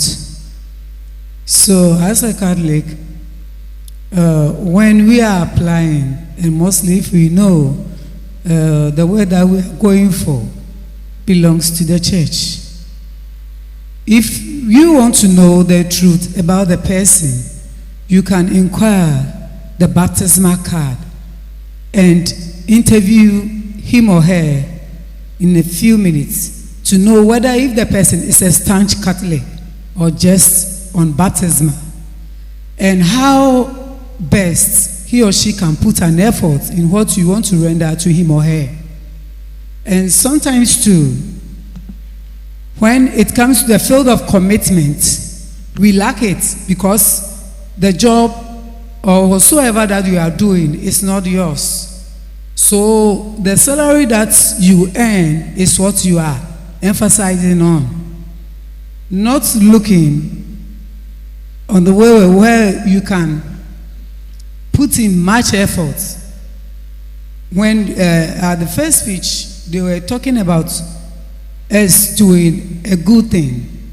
Sometimes even it is not part of what they told you to do, but when you find out that you have to do it for the good and the good of the very job that you are into it, you have to do this to glorify God, so that the person can praise you in one way or the other, that even this is not assigned to her or him, but she's committed in doing that. Thank you. Thank you very much. We will take last two, then I'll take Father, then Madam. Oh.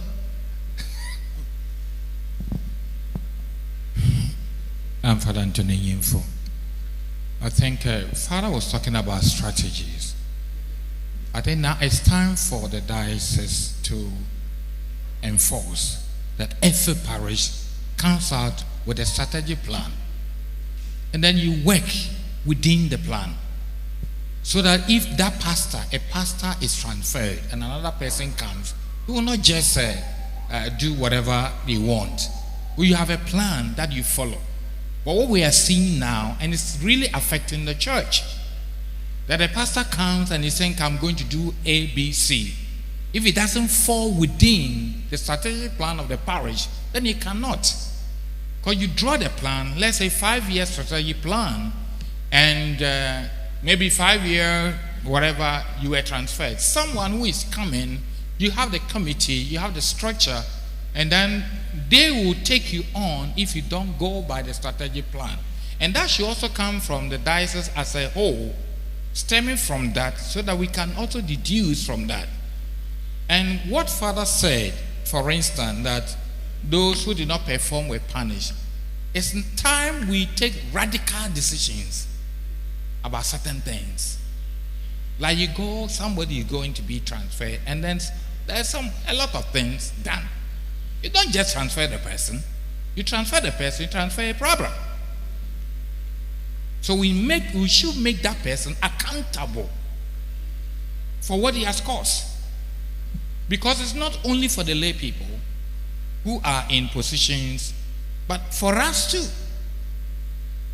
I have to make accountable of what I have caused, so that I don't leave a mess for the next person. And that is a problem that we have to, and that's why I'm saying we have to be radical.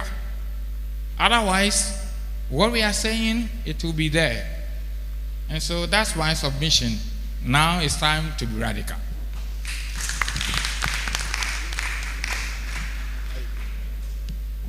On the radical note, I will take one question from here, then the last one, then we close. Thank you.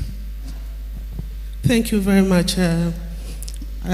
Father, thank you so much. I think you've tackled one of the questions I really wanted to ask.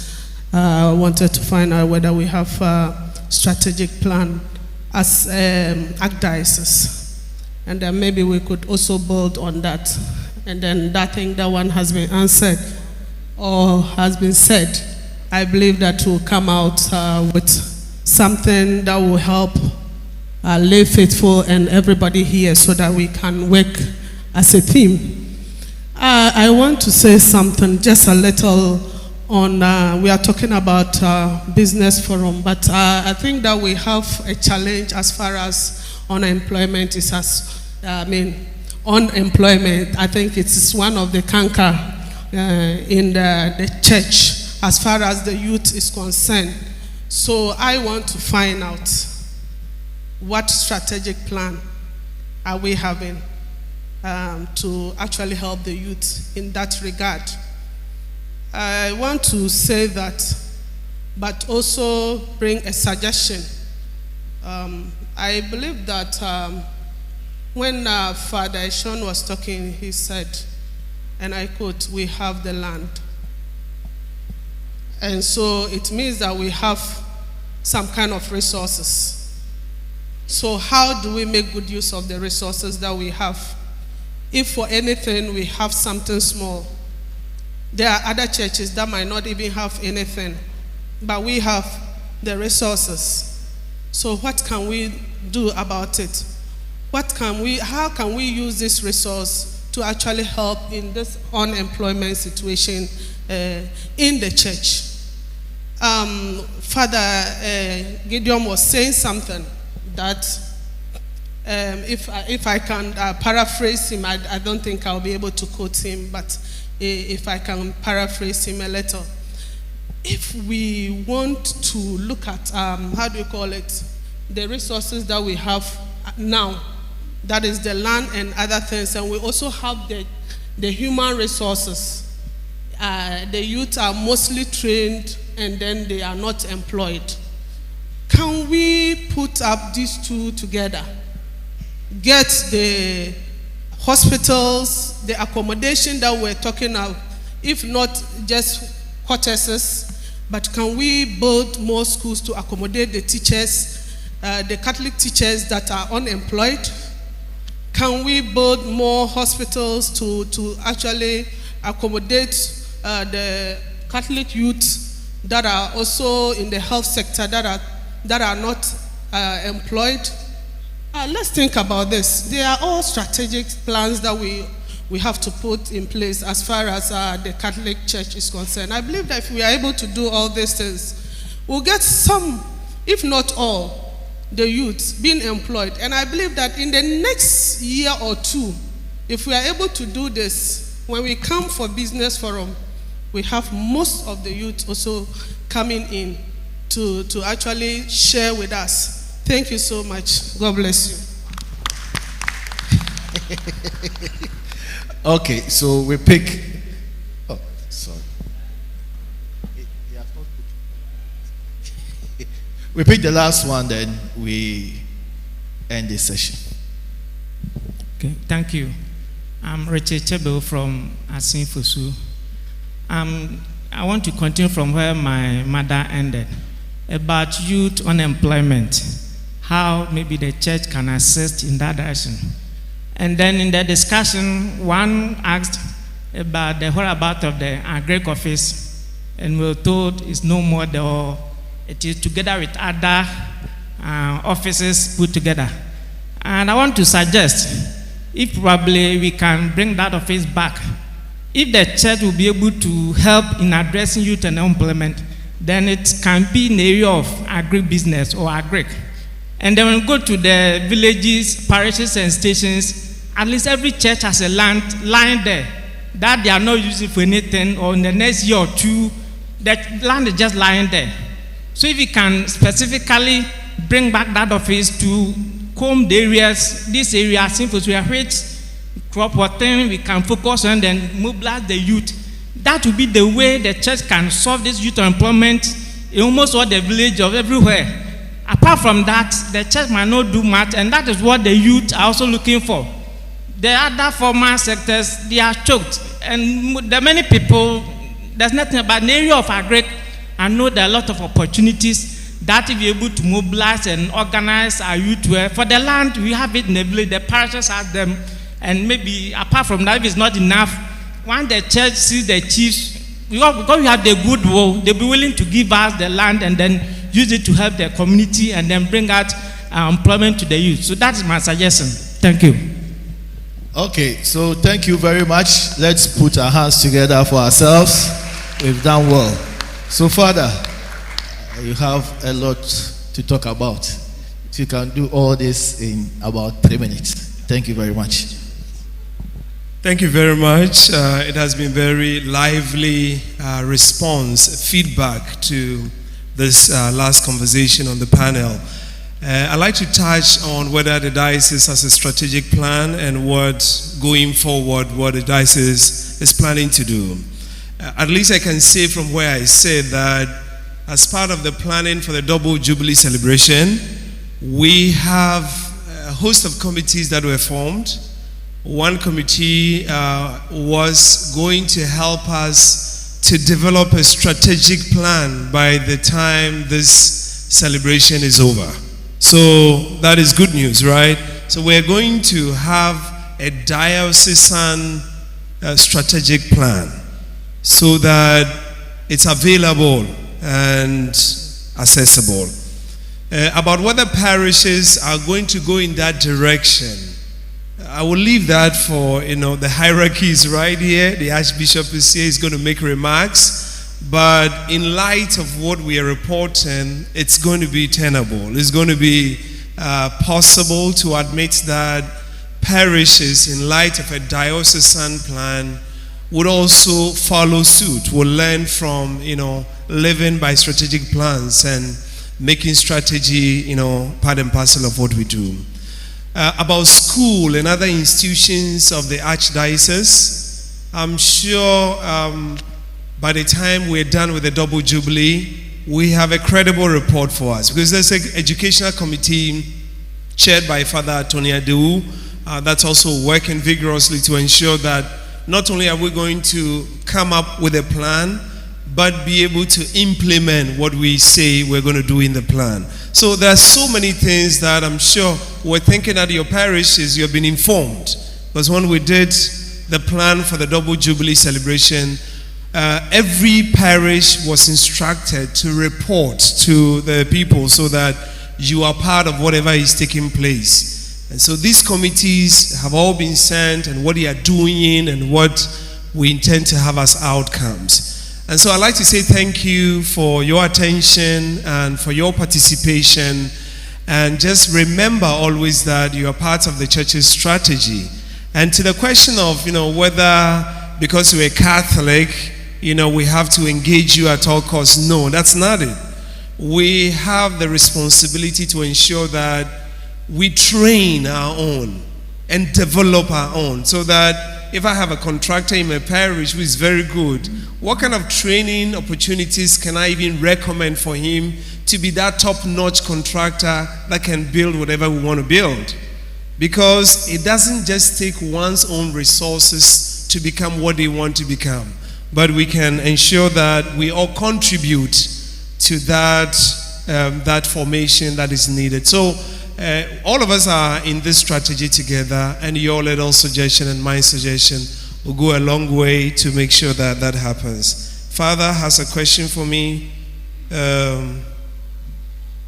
Recommendation is its expertise in drawing strategic plan. Yes, we are surely going to count on all those who have the expertise in strategic planning, from your businesses, your parishes. When the time comes, we shall bring all of you together to ensure that the diocese gets the best from this double jubilee. Thank you very much.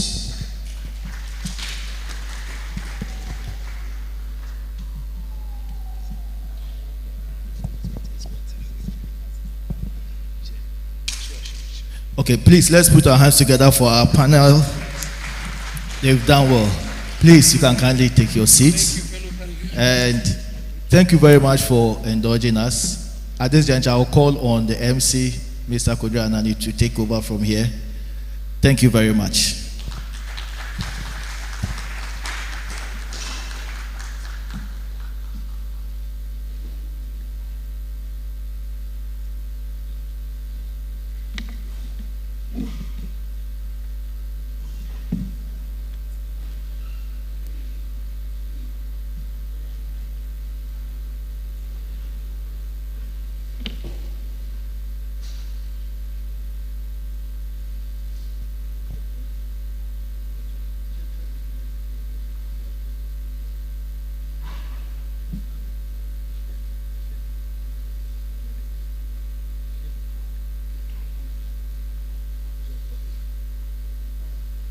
So we are grateful for that wonderful session. We are kindly pleading with stakeholders or other partners we have invited that you please kindly bear with us with our arrangement. We would have to revert to the chairperson who would remark on this first session, and we take some stretch out break, and then we come back and we have the company presentations. Please kindly bear with us. On that, I go to the chair for his remark on the panel discussion.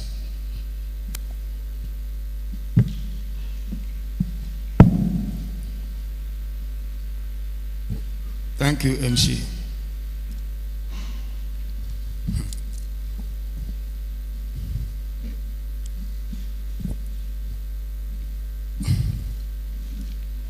His Grace, most Reverend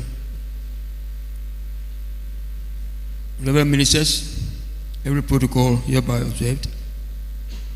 There are a lot of challenges that we have within the Catholic Archdiocese that we have to actually identify and provide solutions for them. A lot of them.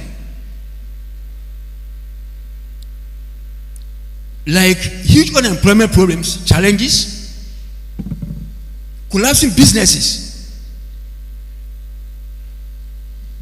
no hope for the youth. A lot of them are getting out of the church. And those are the problems that we want to actually solve. And you see, it's not just, if you have to be more practical, I think we have to be more practical. For instance, for instance, sharing practical ideas, experiences. Like when there are a lot of businesses that are suffering within membership, businesses, within the churches and all that. And one key area that I would like to advise the leadership of the church, and for that matter, the parish priest, together with their council chairman and all that, to work on, is to ensure that they mobilize the trade sessions within their churches, like artisans, for instance, Kakumudu, St. Luke's Artisans Association. We have Caterers Association. All these associations, we have to be organized amongst all the churches, the parishes. Then we link them to the Chamber of Commerce and Industry. Those linkages are very crucial. You see, those problems that I was having when I started my business are relevant today. Within the business community, they are relevant, and we need to solve them. We have solutions for them. We can solve them.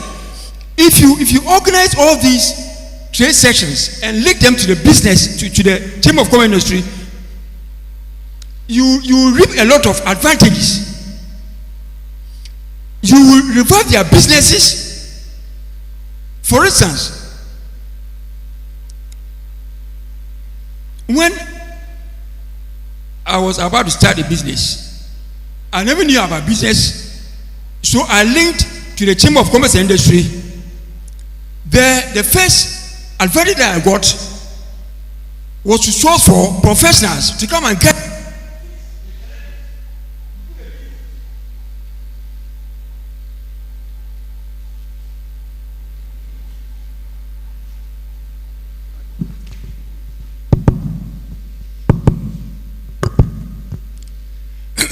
the first challenge that I got, the first initiative that I took was to link my business to the Ghana National Chamber of Commerce and Industry, so I could be able to solve for outsource professionals like accountants, like digital solution experts, like experts who are going to help me fix my marketing challenges and all that. Because I was linked to a chamber, I was paying less or nil at all. I was outsourcing these professionals free of charge and all that. And they will help me fix all these challenges. You see, and then today, there is political will for the government in power to fix challenges within the SME space. The political will. So the government of this country, the NPP, has made available GA, Ghana Enterprise Agency, to provide adequate grants and support to SMEs. If you are linked to a chamber, you see, the president asked my president to fix a member of the chamber within the board of the GA, where the grants and all that, we could be able to fix those grants for our membership. So, in this case, if you are linked to a chamber, you benefit from all these things out of charge. They won't charge, the professor won't charge you, and all that. And then of course, about the legal what do you call it?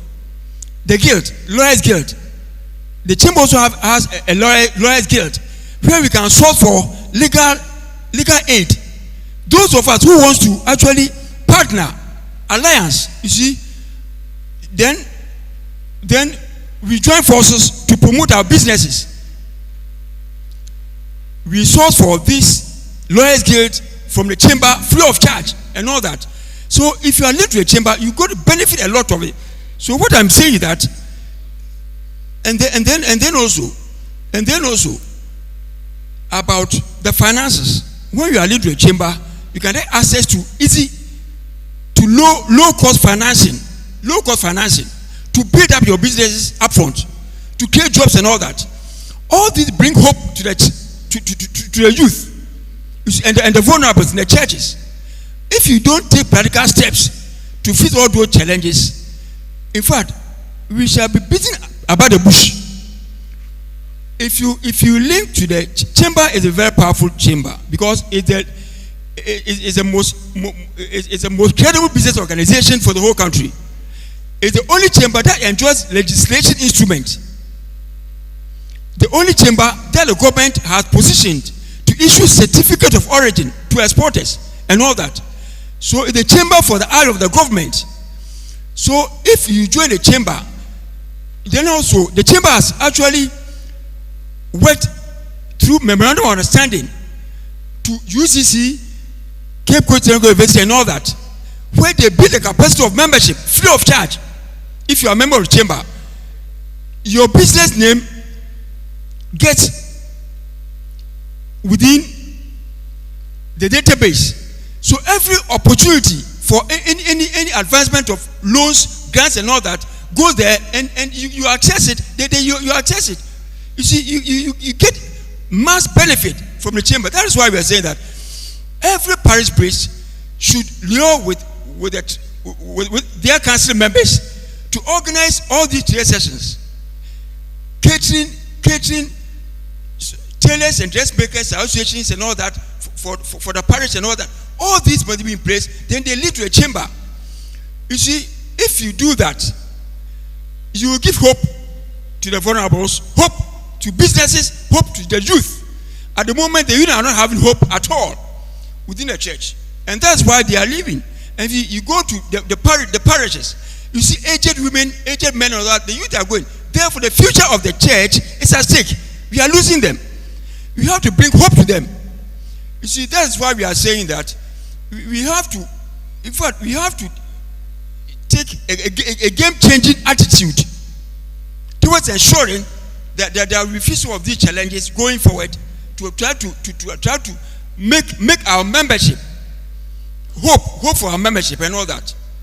These are some of the issues that I think we have to bring in place. Those are practical issues that we have to adopt. And a word to a wise is enough. So I don't want to speak much, only about the linkages. Linkage, only one word that I would like to share experience on. That's the power of linkage. The power of linkage. So let us organize our trade sessions within our parishes and link them to the chamber. You link them to the chamber, all benefits accrued will be accessed. And you will see game-changing attitudes, game-changing phenomenon within the parishes across the Cape Coast Archdiocese of Ghana. And on this note, I think we've learned a lot from the education side, from the health side and all that, but there is much more to deal with because jobs, government only creates 6% of the jobs. Government, the civil service and public service, only 6%. Nearly 2% of jobs are created by the private sector, and that is where we have to look on. That hinges on the unemployment issue that man raised. You see, we have to work on that. Those are critical issues to work on. So that is it. And then I think there's more to speak, but there's more time to speak. A word to a wise is enough. And the word is linkages, linking the chamber with the businesses within the churches, within all the parishes. You see, organizing them, giving them names, and then linking them to a chamber. There you will get a lot of opportunities going forward. Thank you so much, Reverend. Thank you.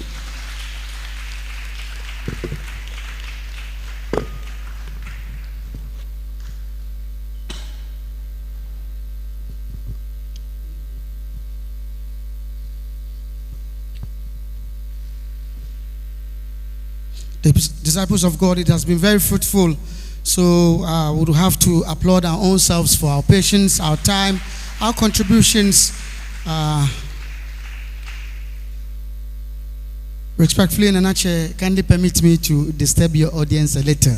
We've sat for quite too long, and may I plead with you so that we all rise, at least we all rise. We wish to take a 2-minute break just to stretch and then come back. But we are afraid our break might also extend to other duties and then we may not come back. So if it's a popular decision of the house, like we reunite our spirit with one Catholic song and then we take 2-3 presentations. Good afternoon. Please, we have companies, organizations, institutions that are present here that have a lot to share with us. So we'll take about a 15 minutes break, maybe look at the stands, see what they have already for us, and then we'll come back and then we'll listen to the individual companies because that's how we're going to network. So we want to hear from everybody that is here, and then after that we wrap up. So thank you so very much, and then we'll see you after 15 minutes. Thank you.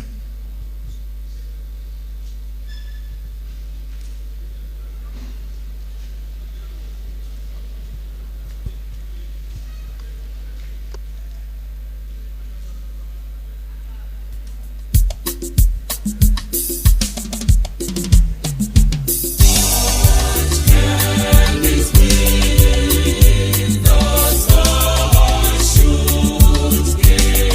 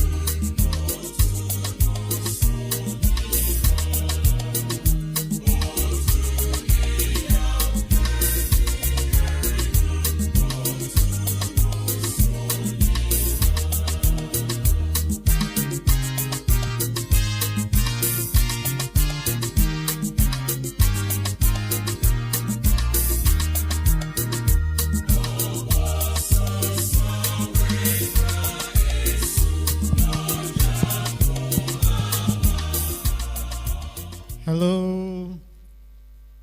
I guess it's about time that we started making our way back into the hall.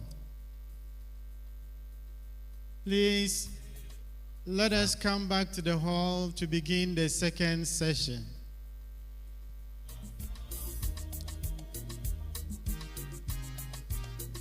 I know you are enjoying networking, but we will continue. So please let us come back to the hall to listen to the rest of the presentations, and then we'll wrap up for the day.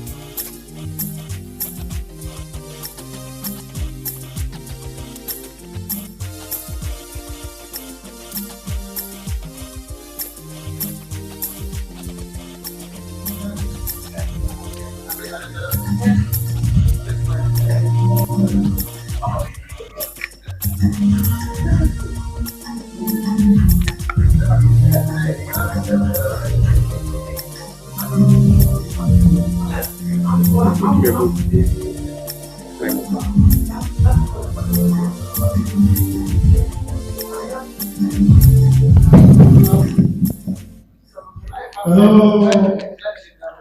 Please let us come back to the hall.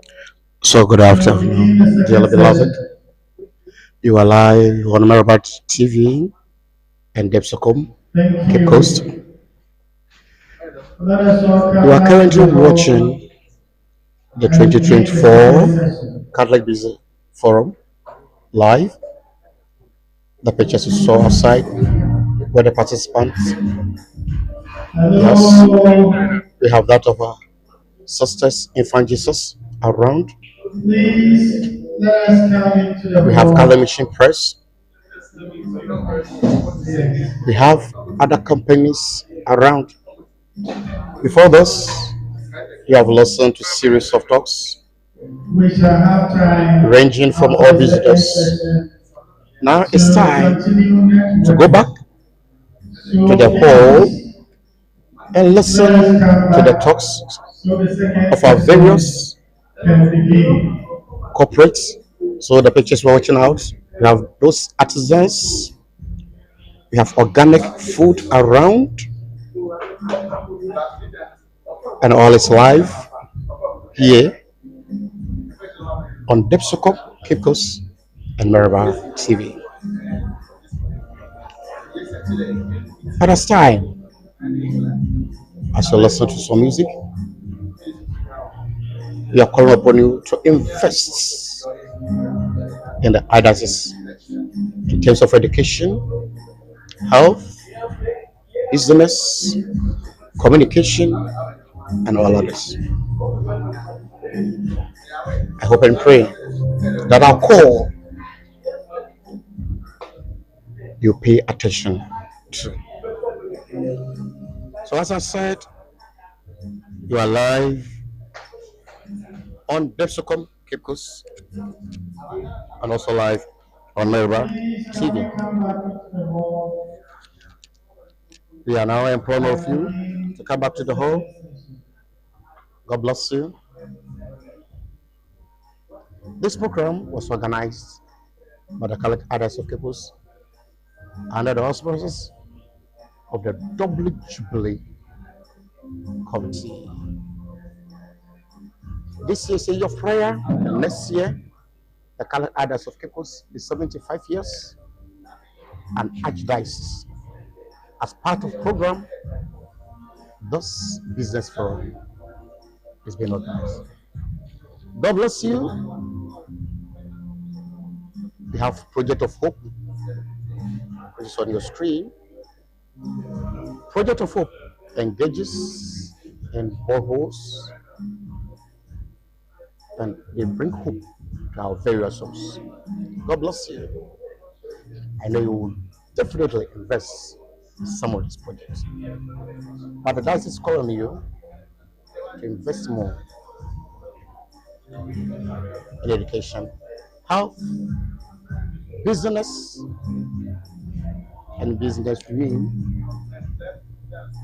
hotels. So thank you very much for being part of this program. God bless you. And let's continue with part 2 of this. God bless you.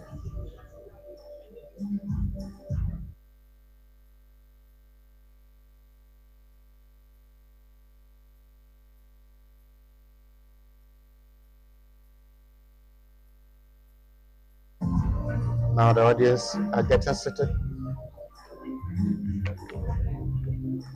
Hope and pray.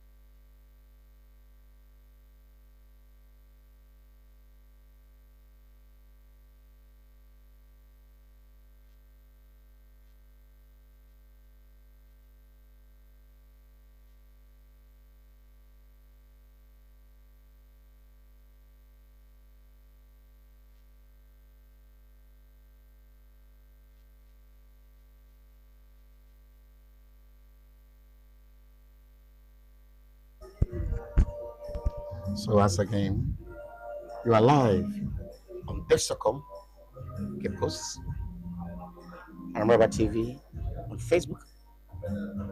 You're also live on Remember TV on YouTube. God bless you. The program is about to start, and we thank God for this.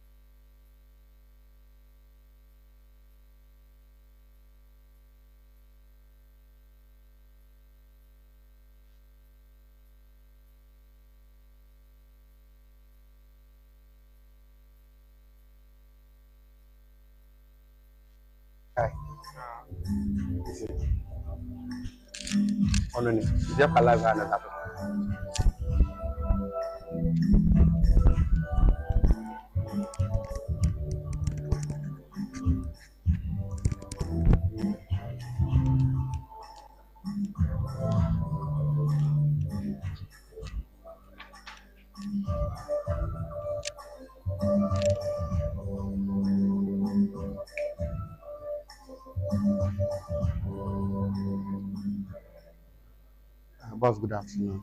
Good afternoon, Director. How are you? Fine, thank you. You are live on Merba TV and the Keep in just 2 minutes, can you tell us about your impression about this program? Okay, thank you.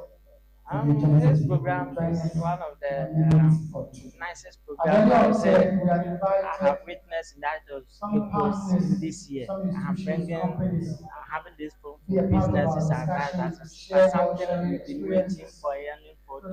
So it's one of the nicest programs I've ever witnessed in that of Cape this year. What are the things that you have picked up as you listen to the presenters? What are the things that you've picked up? Ghana Enterprise Agency. So one thing I have picked in this forum is networking. There are a lot of opportunities, avenues we can access to improve whatever we are doing. But because we don't know them, we're not able to access them. But this forum, I think on that platform, to network and to know very well so that we can get in touch and improve upon our business, whatever we are doing. So that's what I can say. One thing I picked, and I've started working on it already. To network with other people who are here, and going back. How has this been a beneficial to you personally? Sure. Thank you very much. Thank you. Good afternoon.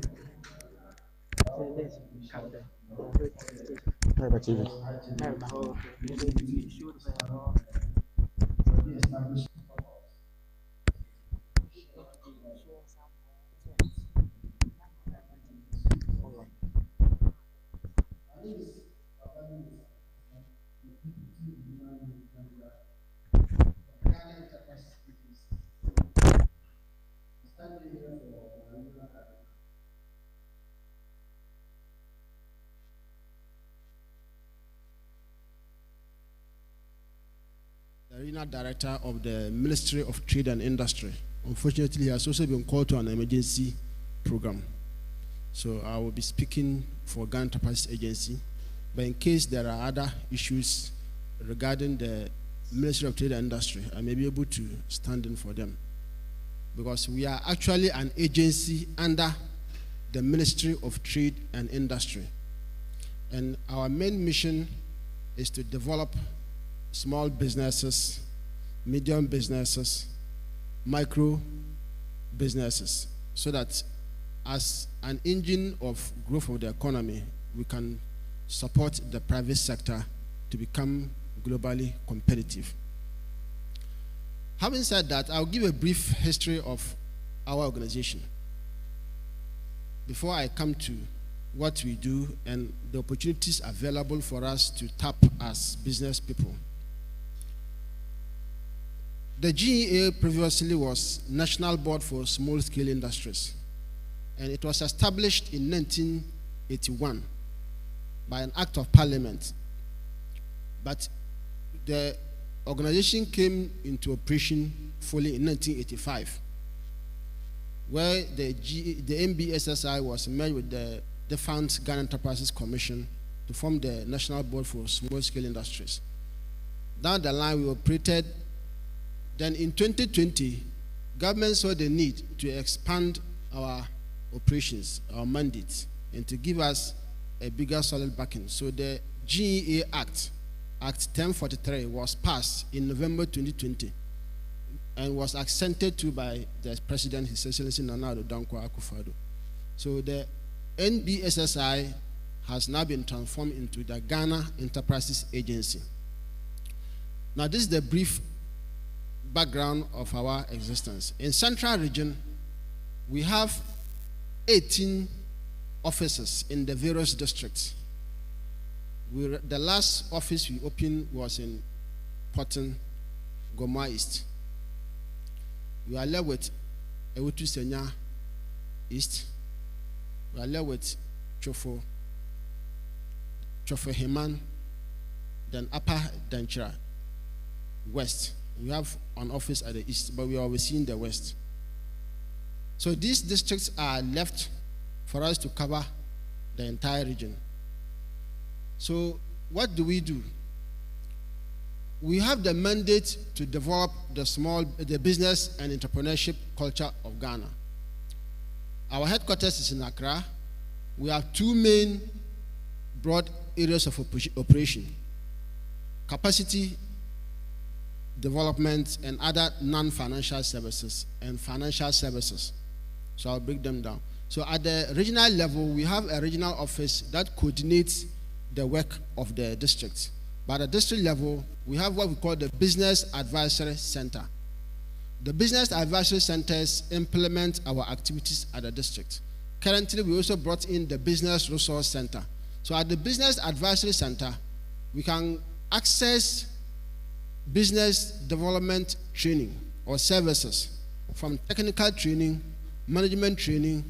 And management training, we deal with all the management areas, including financial management, marketing management, credit management, leadership development, and all the areas, business planning. We can do all of that for our clients. Then financial support too. We have loans and grants that we give to businesses in Ghana. Now, how does one get or access our services? Currently, we have made an attempt, and we are now digitalizing most of our services. So for one to be able to get our services, I'll give our web address. Maybe later on the board, but if you can write, it's www.gea.gov.gh. If you go there, all our services are there. You can apply for any of our programs online. Then the non-financial services, apart from the training, we realize that there are a lot of capacity gaps which do not necessarily need training, but certain linkages.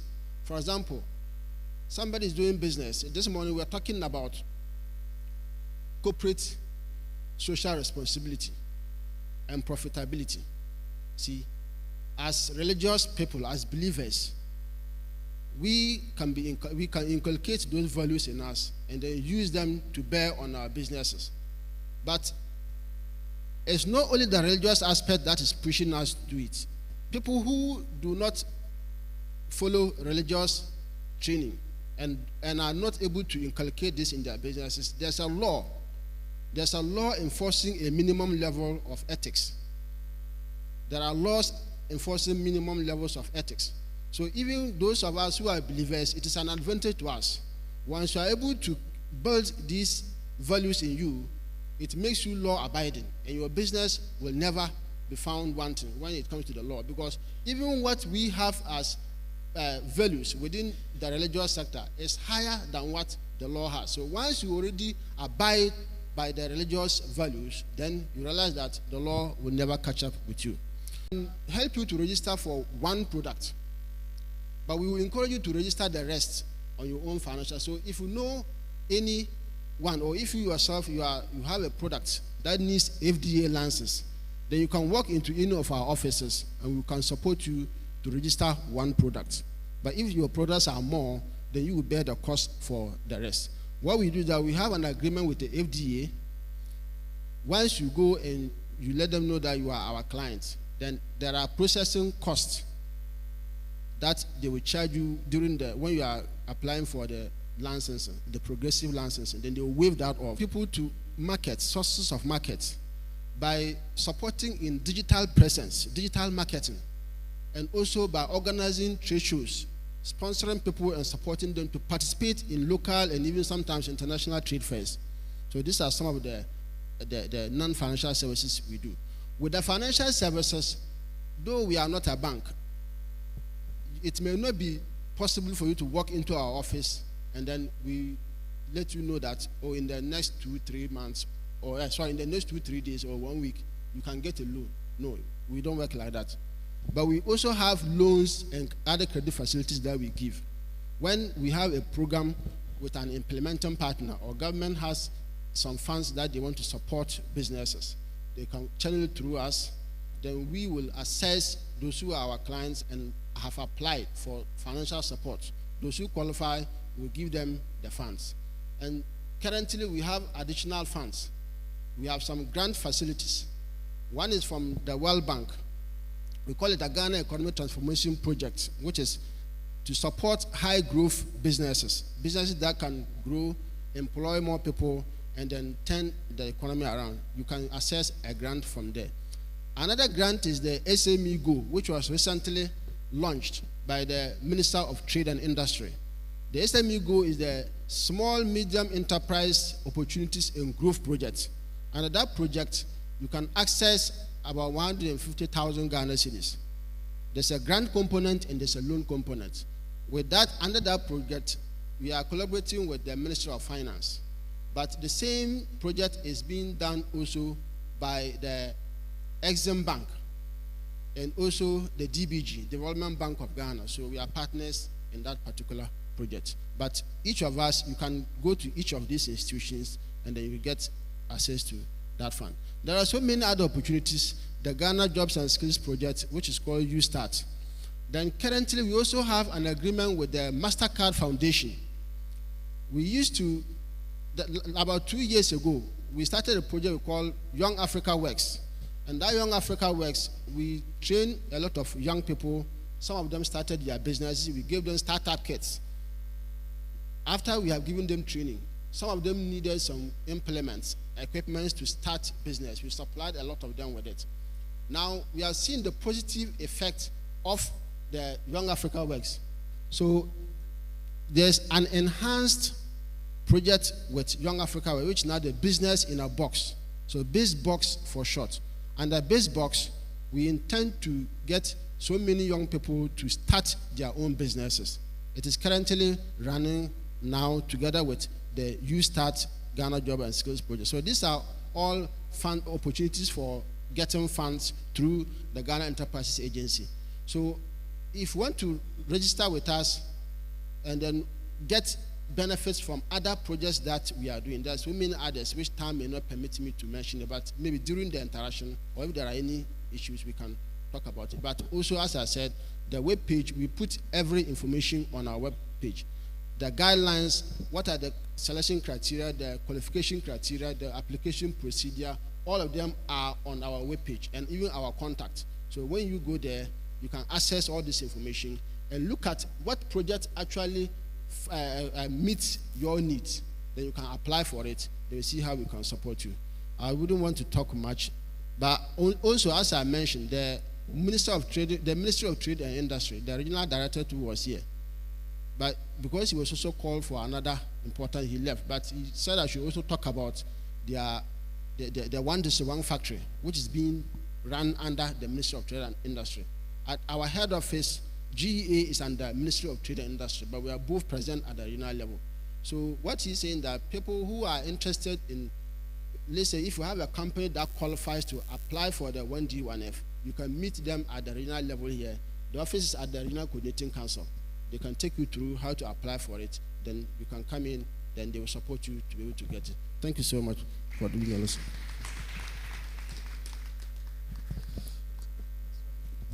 Thank you very much, sir. For this second session, we will take 1, 2, 3 presentations, and then we would want to keep ourselves alive. So as and when you have a question, you put it down. Then when we have question time, we direct it to the speakers. Starting a business is always a problem. Listening to him, it sounds so great with all the financial support that you get, but how to start it? And every bigger business also starts very small.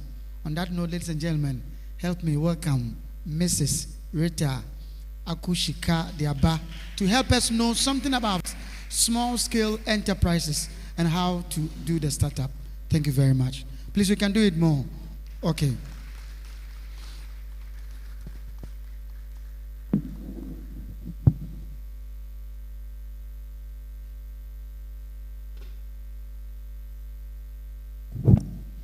Good afternoon. I would like to stand on all existing protocols. As introduced, my name is Rita Akushika Diaba, the founder and CEO of Yesley Eyes. At Yesley Eyes, I think during the snack break, most of you have had a feel of what we do. We produce fresh yogurt, ice cream, and natural beverages without additives.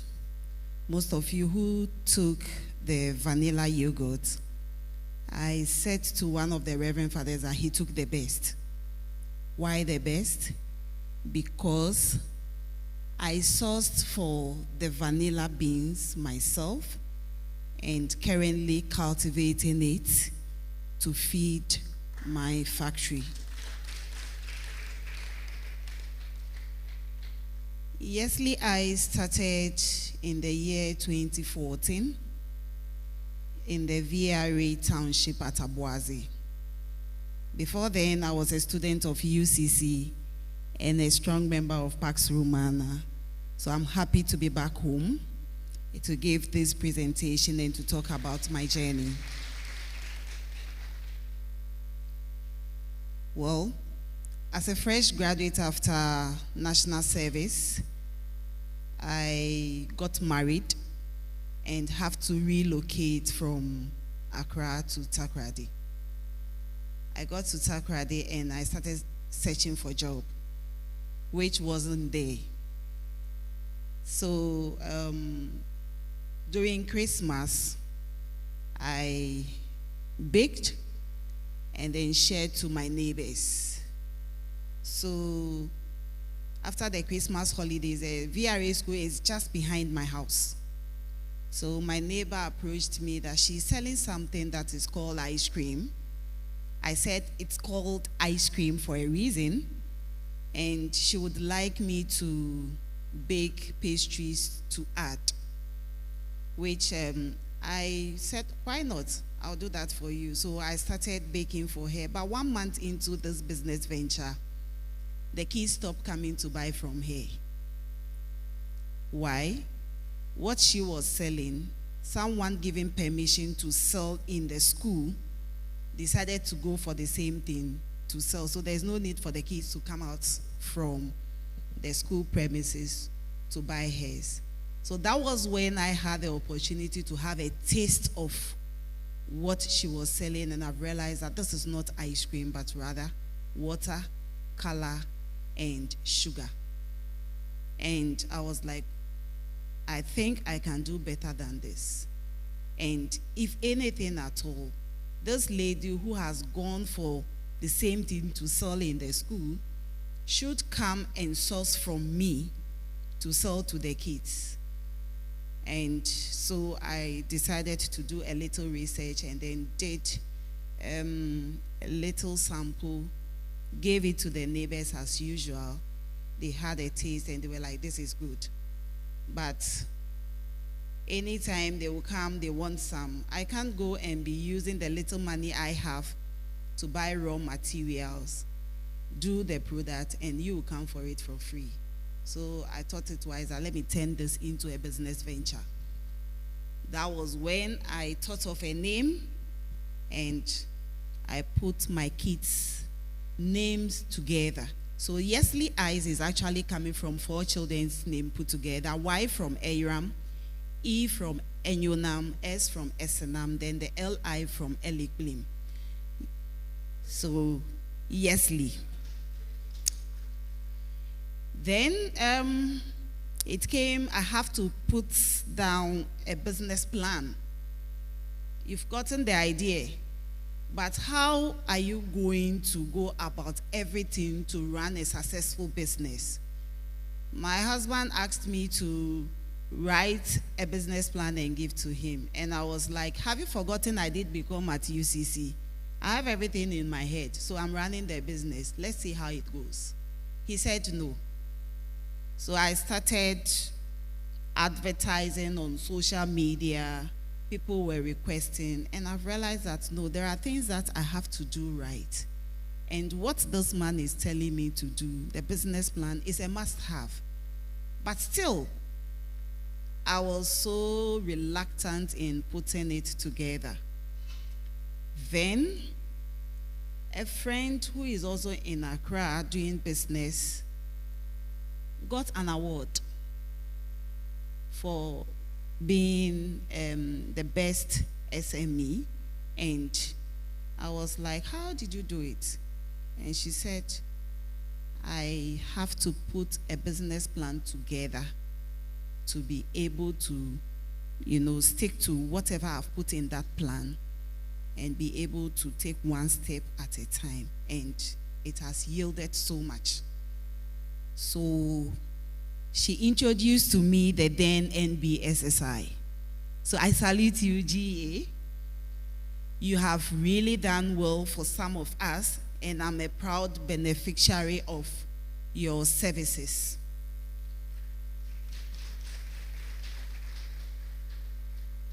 Okay, I got to know of GA during one of their programs. They organized a seminar for business plan and proposal writing. What took me 2 years to put together, within 2 weeks, under the then NBSSI, I was able to put a business plan together.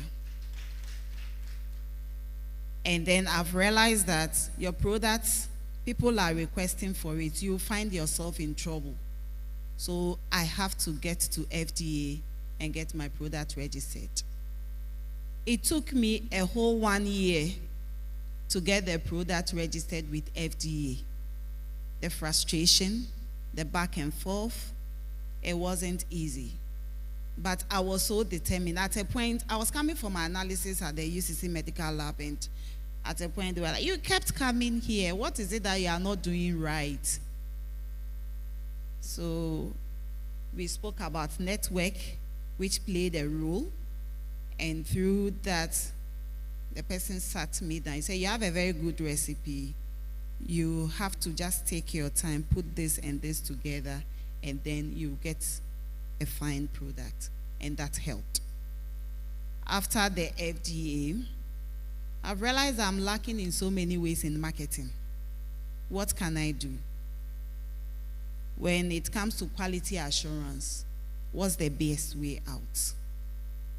And all those things needs money.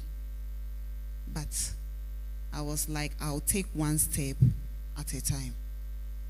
So when I had my business plan, the machine that I was using, which I can start production from morning at 8 a.m., and by the time I'll be finishing is 12 midnight. So having the business plan, I walked to my husband. I was like, finally, I have a business plan. He took it, he looked through it, and he was like, I'll be your angel investor. What do you want? Pay your business plan. I can see that you've listed some things that you really want to achieve step by step. And that was when he said, okay, to begin with, I'll support you with the machine that you so much want. Within 2 months, I got that machine because of the business plan. And something that I used to do, let me say, 12 hours, now within 30 minutes, I'm done. And now he's even convinced to come back from work and then support me. I think I'm growing. Through that, I got the opportunity to enter into a competition. Through this sale of ice cream, I won the Best SME award by the Small Medium Enterprise Ghana Award. And through resilience, through persistence, I was voted for as the Ghana Club 100 Company of the Future 2018. We've won several awards, which I think it's not necessary to me but how to impact others. I decided to hire. This morning I was late here, not because I deliberately decided to be late, but because of the people that I have hired. Getting people to work with in Ghana is terrible. Someone that you tell, go and put water on fire. What did I say? Go and put water on fire. Yes, madam. The person will go and put milk on fire. Come to work at 7:30. Yes, madam. She'll come to work at 9 a.m. And when you complain, they will rather take offense because she's doing you a favor. Getting the qualified people comes at a cost. If you get them, the attitude that they come with is terrible. But with all this, you have set a target, a goal that you want to feed everybody you care to feed with natural, healthy, chemical-free products. So that will not pull you down. Then when it comes to the marketing and sales, that is also another headache. Whereby I mentioned that my yogurt is 12 cedis and somebody was like, why not 10? Because I know what I have put in there. The frustration that comes with marketing. I think we are talking about the church. It's high time the church supports some of us, the small SMEs growing up, trying to do the right thing in order for the future to be bright for all. We are trying to feed you with chemical-free products. What can you do to support us? You have to market us. You have to talk about our products. That this product, this is how it is done. It took me a lot of pain to bring vanilla beans all the way from Zanzibar to Ghana to cultivate it because we don't grow it here. So all that we have in the market are the chemical composed one that is being sold. So if you don't know what you are about, you don't have the passion for what you do as a business person, unfortunately the frustrations that comes with it, you will fail or you will fold up. So it's high time we support each other with it. The challenges are so many as an entrepreneur, but you have to be passionate about what you do. You must set a goal to do it and do it right. Then with that, you will go far. And I'm proud to say that so far, I'm the only SME I have known who is registered, who has registered a trademark with the World Intellectual Property Organization. Because we want to go as far as we want to project healthy eating, chemical-free, and in fact, I always say, what a shock, who killed you? Gone too soon, they are becoming too much, all because of the sort of things we put in our system. Let's look out for the right product, eat healthy, and then stay healthy. I'll end here by saying that as an entrepreneur, you should be informed, be prepared at all times, be resilient, don't stop learning. There are a lot of things to learn every day. And as the immediate past Vice President for Ghana National Chamber of Commerce and Industry, Sekendi Takradi, I will say that they are also doing a great job. If you are here, be it an SME, a big organization or what have you, try to be part of these associations. They do help a lot. Don't go with the aim of getting just the financial support. They've mentioned a lot of grants and all that. There are documentations that you have to do. If you don't have all your documents in place, forget about it. You apply and apply, you'll never get it. You call, you go to the office, but at the end of the day, you will not get it. They are within here with us here. Try and approach them, register with them. When they call for the seminars, when they call for trainings, be part of it. For me, that was what helped me to get to where I am today. And some of the recognitions that I'm getting, some of the invitations that I get, it is through these networks that you go for meetings, trade fairs. At times I go for trade fair, I don't sell even a cup or a bottle of product. But at the end of the day, I meet a lot of people I network with, and the following day, somebody calls me that I met you at this program. And I'm glad to say that I've met one of the ladies that I've attended trade fair with. We do almost the same thing, but we are friends. If collaboration is a way to go, if there need be, and at the same time, networking. Let's take it very seriously. Thank you.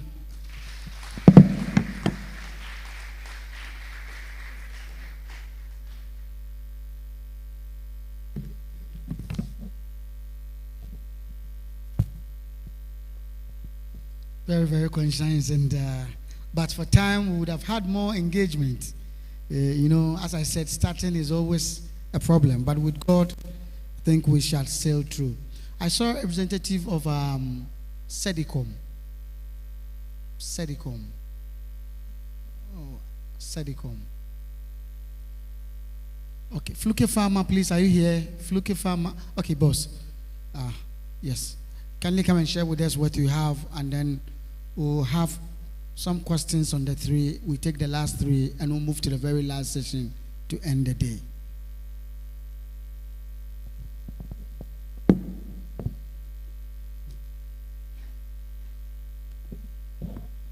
All right. Good afternoon, ladies and gentlemen. Good afternoon to the Most Reverend Gabriel Palmer-Bakel. I used to watch you on TV when I was a small boy, and I'm glad to see you here. And Most Reverend, Reverend Father James, please, my regards to you. Thank you very much once again for this opportunity. We are from Fluke Pharma Company Limited, and our main goal here is purposely for the Catholic health services. Yeah, I remember my boss told me a story one day that he went to the hospital to do some checkups, and when he was tested, one of the tests that was run, it was confirmed that he as a male was pregnant. He was pregnant as a male, he was pregnant because of the test kits that were used. So he swore to himself that in his line of business, he will make sure that we get the precise and actual correct test kits for the market, precise, that will give precise results. So we as Fluke Pharma Company Limited started 16 years ago, and we've had various encounters with some of the Catholic hospitals. If I remember very well, in this Archdiocese, we've dealt with Our Lady of Grace Hospital in Bremani, Sikuma, also St. Luke's Catholic Hospital in Apam. We also look Mercy Women Hospital too in Mankasim too. We've had a couple of businesses with them, and we are looking forward to also expand to the various facilities. I can see Sister Georgina from St. Francis Xavier. So we are also looking out to open opportunities for these facilities too. We'll keep it very short, Fluke Pharma. So there's a Fluke brand. We are a total healthcare solution. So one thing is that when you come to Fluke Pharma, in every space in the hospital, we are there. In the theater, we are there. In the laboratory space, we are there. In the nurses station, we are there. In doctor's office too, we are there. Every part of the hospital, we have the various equipment and necessary products and items that they need to operate fully. So we are a total healthcare solution. And when you please come up a bit. So these are CEO's drive, changing the landscape and also creating value. So as CEO of Flook Pharma, this is a message from our CEO.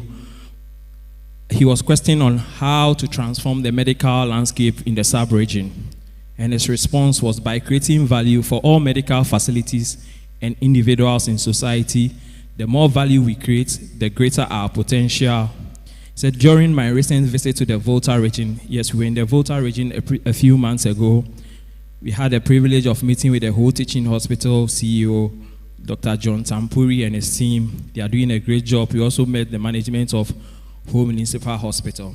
And as you can see the pictures over there, the picture on our far right is part of our corporate social responsibility, incubators and baby bassinets and other equipment, ventilators that were given as a donation to the University of Ghana Medical Center.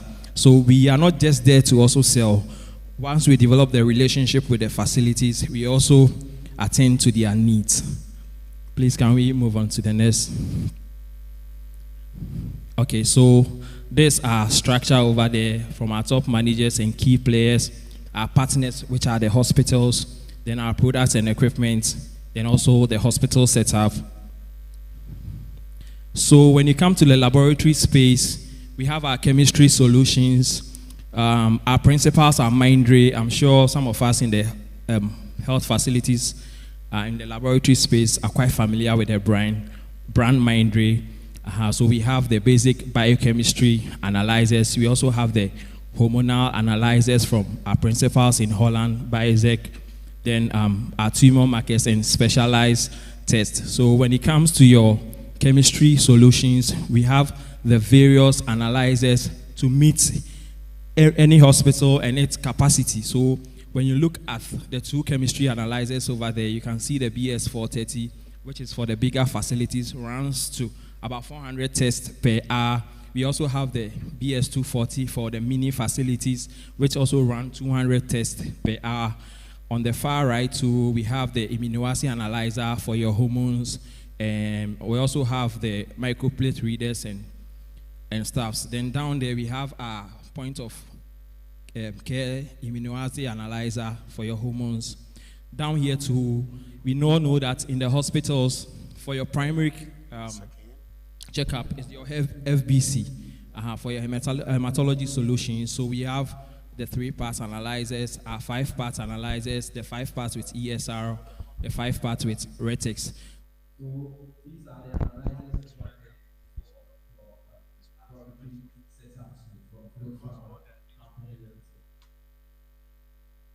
Good afternoon once again. God bless you. You are still live on Mariba TV and the Soccer Office. The program is still the 2024 Catholic Business Forum, organized by the Archdiocese of Cape Coast. We are now having the presentations of all the businesses that attended the program. We hope to serve you better. Mariba TV, rescue the parish. So we channel this. Also, there are a lot of big reasons which are also hosting people. This what we also do to also enlighten the facilities of their use of reagents. Usually, the fake reagents are very cheap reagents on the market, and usually most of the hospitals, looking at the cost, will prefer to buy, especially from the procurement side. It's also their work. They look to buying something to also help fund the hospital. So they look to buy things that are quite cheaper for the hospital. But some of these things doesn't help in the provision of quality diagnostics. So we channeled our efforts to make sure that we enlighten the hospitals about fake reagents on the market as well. Please, can we scroll up? Okay, we can also go. Okay, so these are some of the facilities that we work with currently from the University of Ghana Medical Center, Cocoa Clinic, and also, as I mentioned earlier, too, in the Cape Coast Municipality and the Cape Coast Archdiocese, we've also worked with most of the Catholic hospitals, and we look to broaden that relationship. That's the reason why we are here in Cape Coast, so that we can broaden that relationship with the health facilities in this region. Please, can we go up? Okay, and these are also some of our test kits. We brought some along. These are rapid test kits to check some of our immune diseases like the hepatitis B, hepatitis C, HIV, syphilis, typhoid, and the rest. We brought some along. These are products from Holland, from our Europe principals. Yes, so basically that's about Fluk Pharma. Can we go up a bit? So all these things that we've said, we know that it comes at a cost and it comes at a price. So we have various payment terms for the hospitals, for health facilities. We have the outright purchase, whereby if you are financially endowed and you can just walk in with your cash, we give you a very good price, then we offer the machine to you. We also have a payment plan whereby we give you the opportunity to pay in installments. Whilst the machine is working for you, you can take that proceeds out of the machine which is working to also pay for the deficits on the machine that you bought. We also have the placement whereby we come and put the machine down and we supply you with reagents at the end of the month. Then we cost the various tests that has been run. Then the hospital takes its share, the company also takes its share. And I think that most of the hospitals have also been interested in this placement model. So from Fluk Pharma, from Accra, we are here. We thank you very much, and we look forward to working with you and also having a very good relationship with you as well. Thank you very much.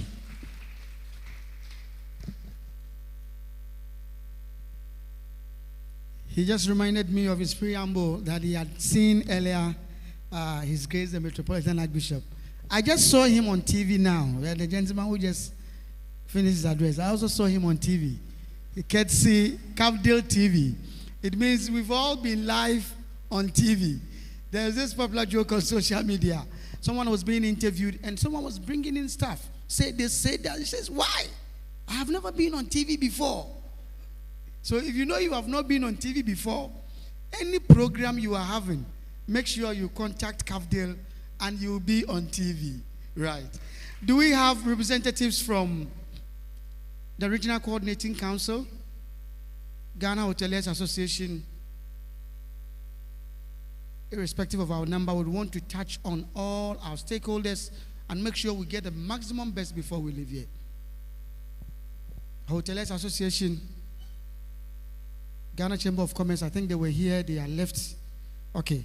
We'll take the last but one, and it will come from Fairmed Enterprise. And strictly within 5 to 7 minutes. Please, a round of applause for her. Thank you. Thank you.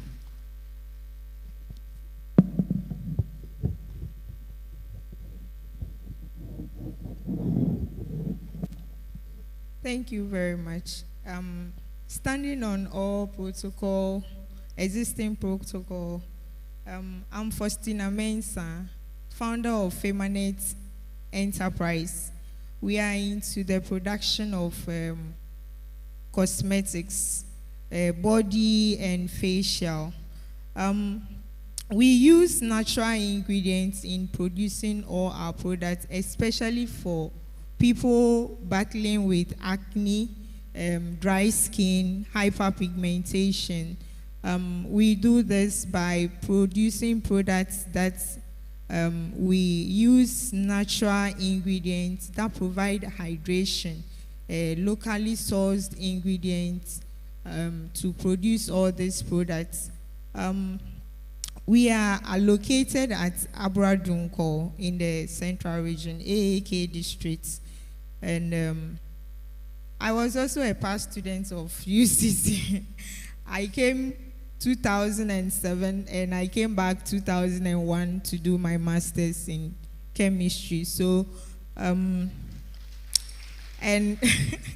Pastor Roma was my church that I was selling Catholic Messenger and one bread, one body.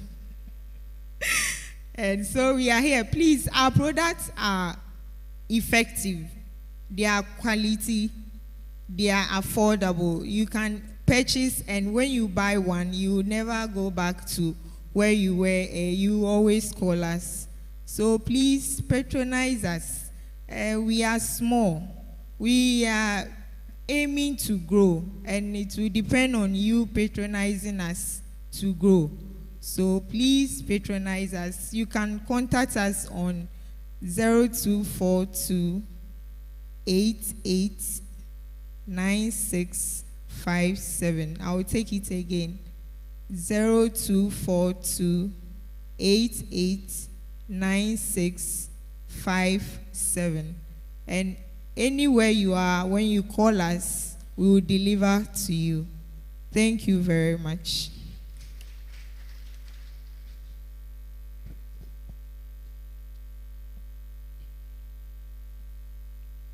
Disciples of God, at this juncture, I will pause for some questions or discussions or contributions before we ask the next speaker. And then we'll move quickly to the third session. And then, if there are any top-ups. Okay, sir.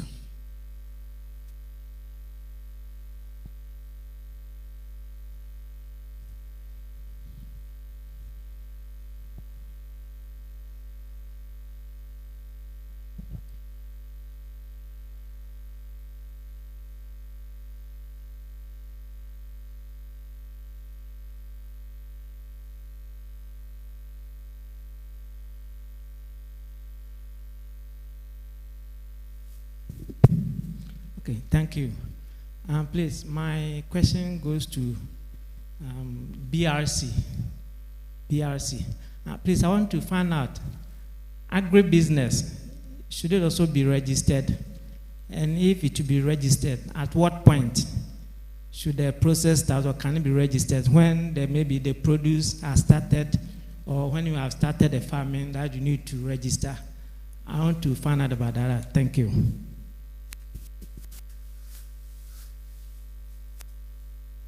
Any other place?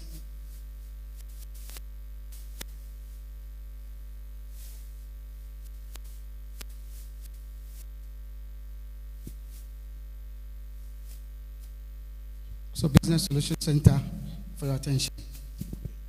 Thank you very much. Agribusiness, I think you mean any business in agric, right?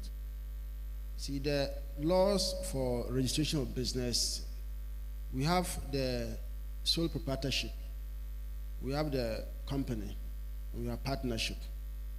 So it depends on when you want us to start calling you business. If it is a company that you want to register, you have to register before you start operations. If it is a small, a sole proprietorship, that one is like you are the business. So you can start operating at a point you are permitted to register. But as I said, if you have started your farming, but you have not yet commercialized, and you are putting a few things in place before you go and register as a company, that's also permitted. But the point is that you cannot operate commercially as a limited liability company without the registration. But sole proprietorship you can register. So it depends on the type of registration. Thank you. Sorry. And also, that is for the office of the registrar of companies. But for us as GA, you can register as our client. When you register as our client, we will take you through all these procedures as to how to register. So, thank you. Any other contribution or question?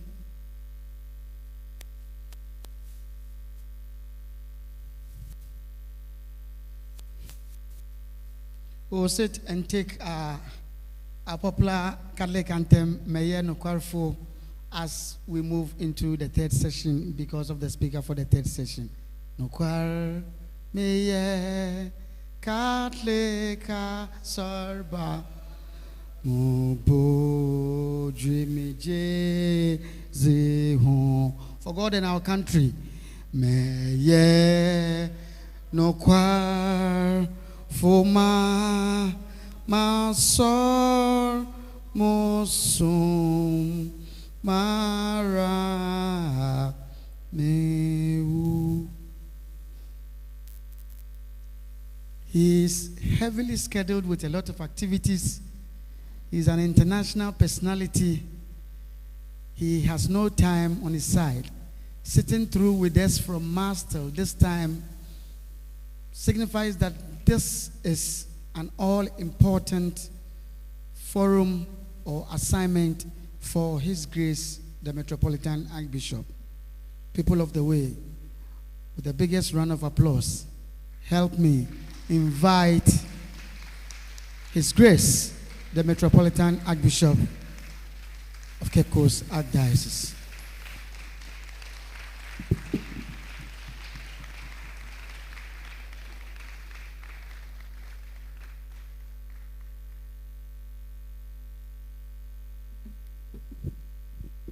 Ayinka Jesus Christ.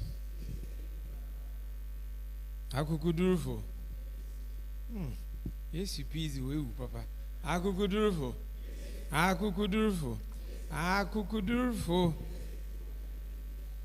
We numa on our small. Baptized and sent. Pilgrims of hope. I begin first and foremost by saying that I'm very, very grateful to God for those who came up with this idea of organizing the first ever Catholic Archdiocesan Catholic Business Forum. I begin by saying thank you to my priests and those who have organized it. Please clap for the group.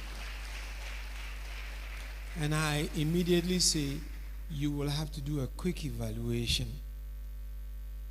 I hope and pray that you put down as many of the points possible from what we did. Do an evaluation and then give me when is the next one, because I think this is a springboard for an immediate one, most probably soon in the year 2025. Not wait too long, but because I've been very impressed, very, very impressed by the organization, by the organizers, and for those of you who are participants, who have survived up till now, please clap for yourselves.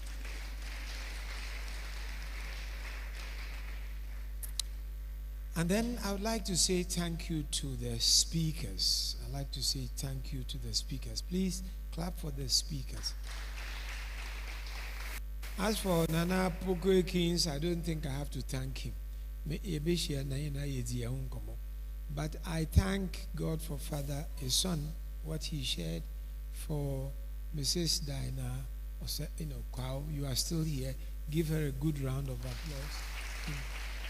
Father Francis Valentine Odum, I'd like to please give him a good round of applause.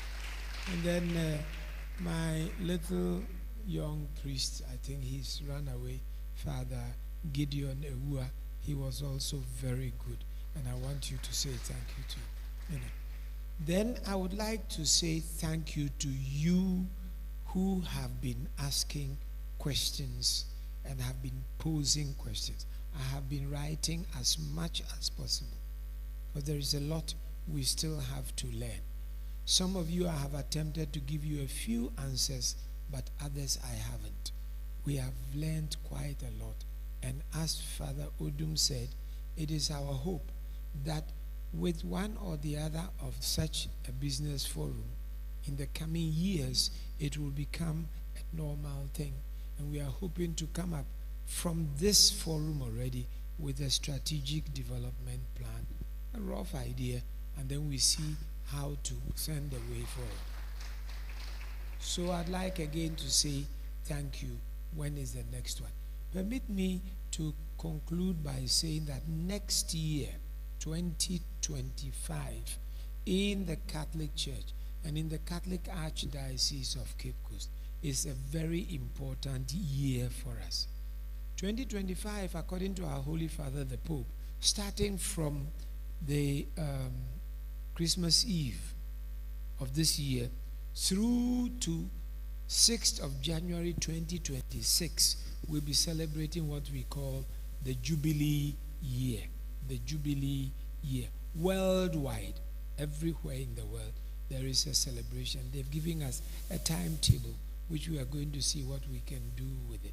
So we have the Jubilee Year.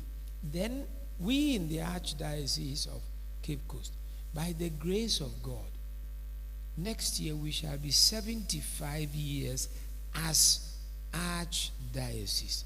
Next year we shall be 75 years. We were declared Metropolitan Archdiocese of Ghana on the 18th of April 1950. Metropolitan See. And from the Metropolitan See, or under the Metropolitan See, were the Diocese of Accra, the Diocese of Kumasi, the Diocese of Tamale, the Diocese of Keta. And from all these have come all the other churches. So next year is very important for us. That is why we call it the double Jubilee. But we are also looking at next year, as you have heard, to be more or less a springboard. So from everything that we would have organized, to then come up with a strategic development plan, and to leap into what implementation we can make of all the things that you have been talking about. I'd like to say this.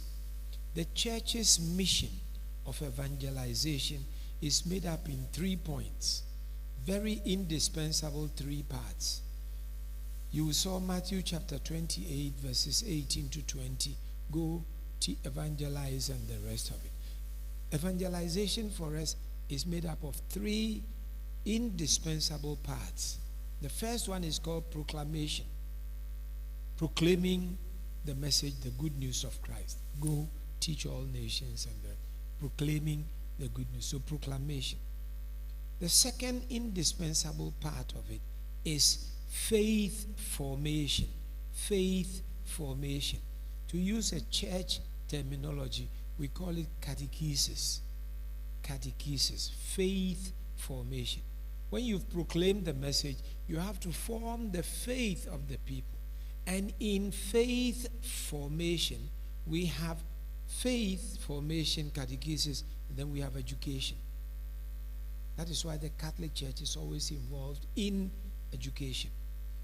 And our education is not just education, but it is forming holistically the entire person and the rest. A lot of discussions went on here, and I'm very happy to hear that. Then the third indispensable part, the third indispensable, section is called diaconia. Diaconia. You call it service. It is actually service in witness of the faith. Service in witness of the faith. And when we talk about diaconia, there you put our social services, our health services, our educational enterprises, our whatever we do to call it this way, to practicalize the faith, that is diaconia. That is why the Catholic Church cannot but get involved in hospitals, in education development, in vocational development, cannot be but get involved even in the formation of various aspects of people, in politics, get involved in legal matters, and so on and so forth. So those are the 3 things, and I saw them very beautifully presented by the 3 persons who were there. So I'd like you to know that is our mission. And the mission is still going on. The mission is still going on currently, and that is the last one I want to add to you. Our Holy Father, the Pope, has made it clear that we must get everybody on board. It matters. The word is everybody matters. Once you have been baptized, and therefore you have been enlightened by Christ. I'm sure you remember when they baptize a child, they give the family a candle. They light it from Christ. And therefore, that's why we say baptized and sent. Let your light shine. Everyone has a light. Everybody that has been baptized has a light. And everybody matters. And therefore, the Pope is insisting that the time is gone when we left everything to the priests, when we left everything to the bishops, when we left everything to the religious, when we left the no. Now everybody matters because he or she baptized in Christ has a gift we call a charism, baptismal gift. And therefore he or she must use his or her baptismal gift in the mission of the church. So a professor in the university has to do that. This man has to do that. A traditional leader has to do that. A businesswoman has to do that. A teacher has to do that. A driver has to do that. I hope you understand that. And that is what is called synod on synodality. Get everybody on board. And in that you have networking. In that you have integration. In that you have, call it this way. So there's so much you were saying, and I was seeing it in that. I'm going to go back to Rome, God willing, next week for the second session of the synod. And I'll bring your Apo on board. I'm going to tell them that this was one of the synods, that we've already had in our Archdiocese, where I could feel synodality. The questions, as you asked the questions, I was putting down the questions. I was just listening to the questions. And how I wished some of the questions you put, the people to whom it should be targeted would have been here. Because very often the questions are targeted at the poor archbishop. They talk about what is the church doing? What is the church doing? What is the church doing? Who is the church? We are the church. Who is the church? We are the church. So it is not what is the archbishop doing, what are the religious sisters doing, what are the priests doing, what is the pastoral council doing. It is what are we doing. And how can we do it better? And how can we bring everything we have on board? So I have been very sitting and listening. I'm sorry Rita has disappeared because she has finished her business and she's gone. Where is she? I would have commended her for her presentation. Look for money. She's going to. Oh, you are here. Because I saw you going out with another young lady. Where is the young lady with whom you went out? She's also here. I heard you asking a few questions and then where is the young lady who is doing cosmetics and the rest? You see, no, I'm not critical. I'm only wanting to say thank you. Thank you and thank you for sharing that experience, that as students of Pax Romana, you've learned something, resilience, and you've gone on to do, in spite of all the challenges, you've done very well. And as you were talking, what I wrote here is a little adage which I would like to leave with you. A little adage I have never forgotten, which was given to me by a lay person. And he said, if you live by the seaside, you cannot build a wall around the sea to protect your children. You must teach your children how to swim. If you live by the seaside, you cannot build a wall to protect your children. You must teach them how to swim. My sons and my daughters, the church lives in the world. And this is the world we are in with its challenges. How are we going to let our light shine? That is the question. And it's a question for all of us. Not for the bishop alone, not for the priest, not for the sisters. It should be a question for parents, a question for guardians, a question for teachers, a question for professors, a question for doctors, a question for drivers, a question for marshallans, Johns, St. Teresa of the Child Jesus, a question for, I hope you understand that. And that is where our co-responsibility, our sense of accountability, our sense of belonging, our sense of feeling committed to a mission, the mission of Christ, is so very important. So my sons and my daughters, I am full of gratitude to you for organizing it. I'm very happy for getting the GEA man here. For where is that long gentleman with his beard? You see, he has disappeared to go and look for, results to his business. I was very happy to hear him talk. I was happy to hear the young lady talk. I was very happy and proud to hear my regional manager of education talk, and even sister sitting next to her coming up with a few ideas. Young lady, I came to you, you see. I was happy for your questions and the outright way you put it. It was not time for me to answer questions, but to listen to the question. Sister, I was very happy to listen to you and the rest. As to whether the church has a constitution for the children and the rest, we will talk about all that and so on and so forth. But maybe I'll ask you, you yourself, how are you constituting the children who are under you and the rest of it? I was listening. Proper. I'm sorry, Father, what do you call him? Father Enyimfo has disappeared. I was going to ask him a few questions himself. What are you doing on board? I hope you understand that. The time is past when we expect somebody to be doing. It was said long ago, don't ask what America can do for you, but ask what you can do for America. This is where we are at now in the Catholic Archdiocese of Cape Coast. Don't ask what the Archdiocese can do for you. Ask what you can do for the Archdiocese. I was talking to that gentleman in Asin Fosu. He was talking about the youth and youth.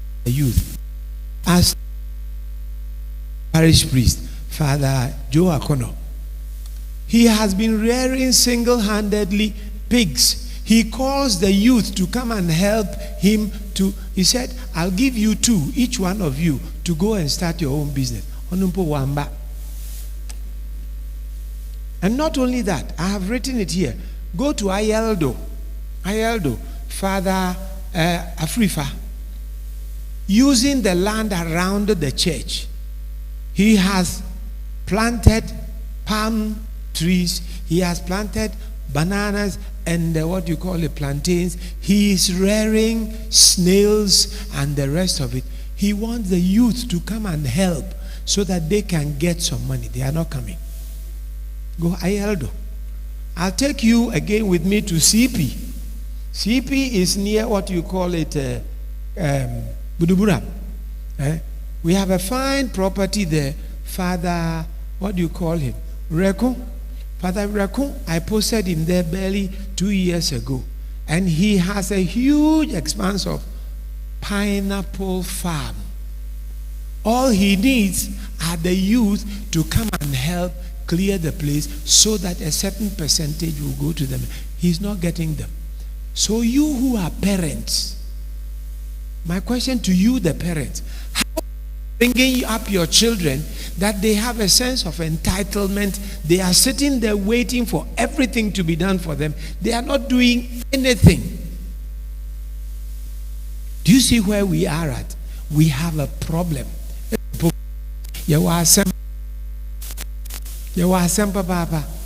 Because it looks like we have failed in being proper Catholics wherever we are, letting our light shine. So don't give up. That is our theme. Baptize and send. Baptized and send. Baptized and send. Pilgrims of hope. You see, the Pope has chosen the theme Pilgrims of Hope because we are on a move. We shouldn't stop. But we must be men and women of hope. We shouldn't lose hope. Let me give you this last one and you can laugh. Sir Samuel Zan Akologo, he was one time our Caritas worker at the National Catholic Secretariat. And he called me for me to join a certain platform where we are to talk about the debt of Africa, debt remission. Because 2025 is a holy year. One of the things that is required is debt remission, canceling the debt of the poorer countries and the rest of it. And he called me and I said, Zan, I am tired of this business. Have you heard me ever talk for the past 4 years? I've stopped talking because it's been talk. I haven't seen anything. Zan, he listened. Do you know why, my sons and my daughters?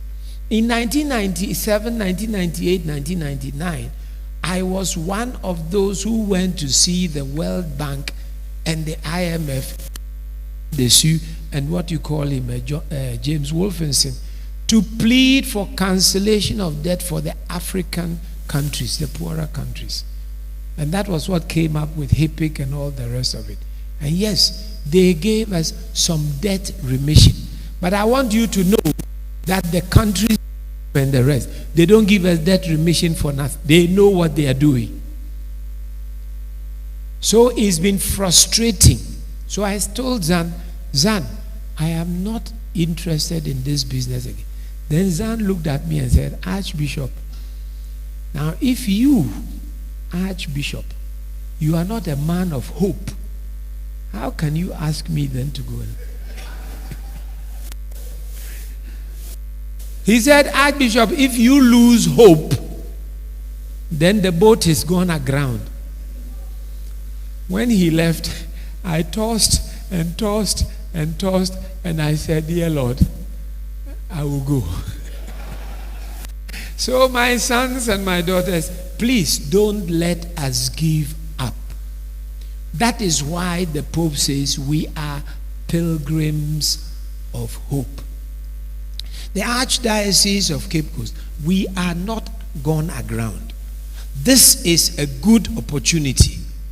The Chinese will say, do not curse the dark, light a lamp. Do not curse the dark, light a lamp. So I'm very grateful to those of you who have come, have stayed, and are helping us to light a lamp. Thank you very much. God bless you.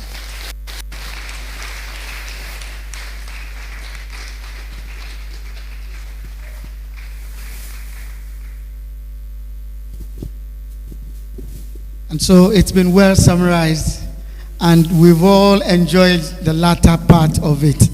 And so a big round of applause for His Grace again for that wonderful delivery. I'm also glad to acknowledge the presence of DOFSUCOM, yes, the Department of Social Communication, I think, and then Mariba TV, yes, my own brother handling actions over there, and all those who have supported us in spreading this information via the social platforms and the high road for the success of this program. Ladies and gentlemen, I humbly invite Reverend Father Okran to please help us see some excerpts, some video excerpts of what we require money to doing. You know, it all boils down to money. Our actions for the double year, and how we will speak to ourselves, how we will speak to our companies, we will speak to our husbands, wives, individuals, to help us get enough funds to finish this project in glory. Thank you. Please, as part of the Double Jubilee celebration, we have what we call the Legacy Project. And then we just put together a short clip to be able to tell you about the Legacy Project. So without much ado, I'd like to ask the gentleman to be able to set the video rolling. Okay. Then it's a very short video, it's just about 3 minutes. And then we can talk about the Legacy Project. Thank you.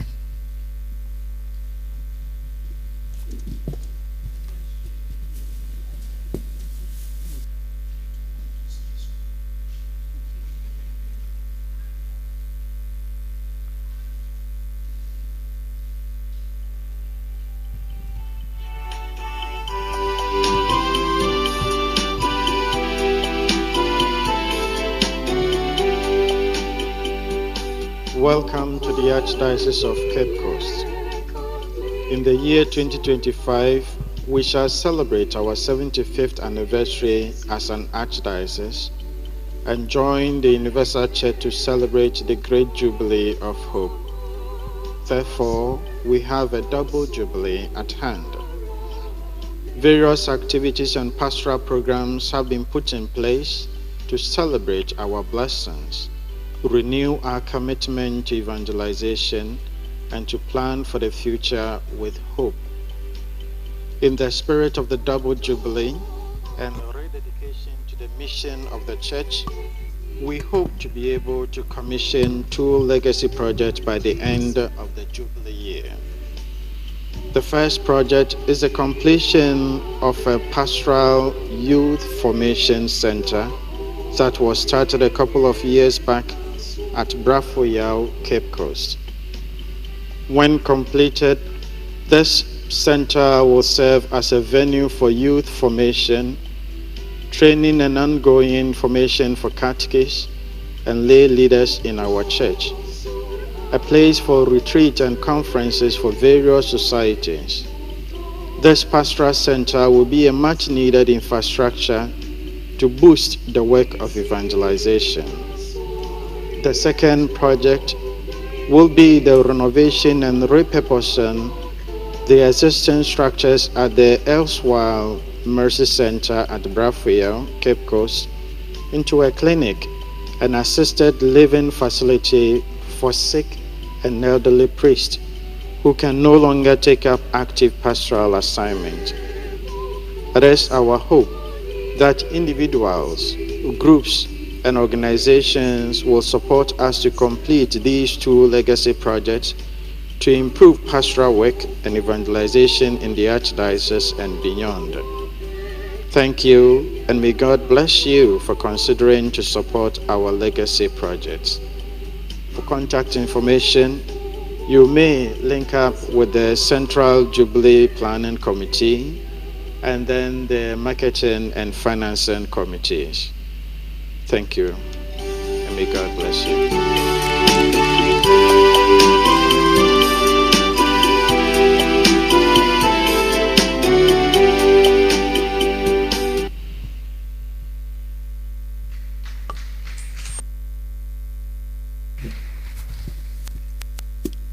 So that's it about the legacy project. I'm sure as part of the planning, we're supposed to do a bit of fundraising. But looking at the numbers, I honestly think that we may have to skip the fundraising. The idea is already planted, and so we do hope that in due course we'll be able to pick up the fundraising project and then see how we'll be able to execute these 2 legacy projects that are really, really on our hearts, and we do hope that. Okay, now I'm told that there are some who would want to make pledges, and there are some who would already want to make donations. Please, the Central Planning Committee is still around, and so if anybody wants to make contact with them, please do so. And we already know that we have taken your contact informations, and one of the main objectives today was to be able to network. So we'll do the follow-up. We would let you be informed as to what is going on, and then we'll continue with the interaction. Thank you so very much.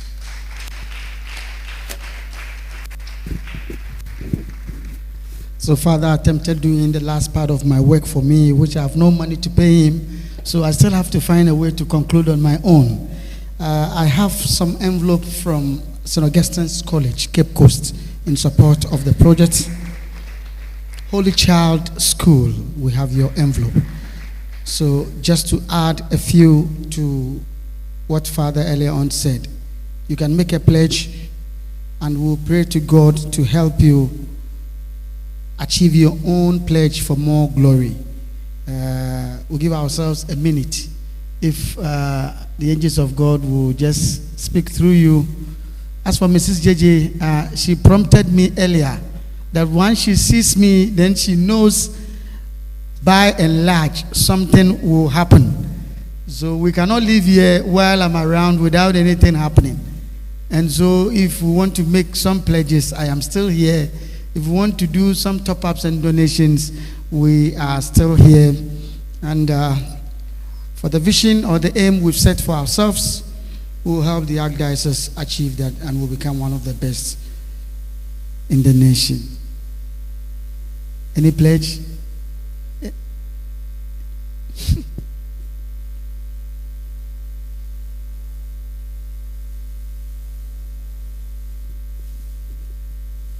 Okay. We thank you very much. We've been very supportive. We know where to get to, and we'll definitely know we'll come for it. We'll do the project together. A quick return to Nana Chair for his overall and final remark. And after that, Mrs. Anastasia Aban will help us appreciate ourselves for this task well accomplished. Nana, your time.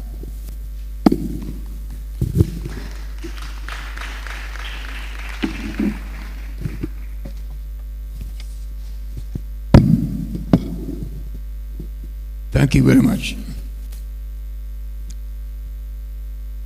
Most Reverend,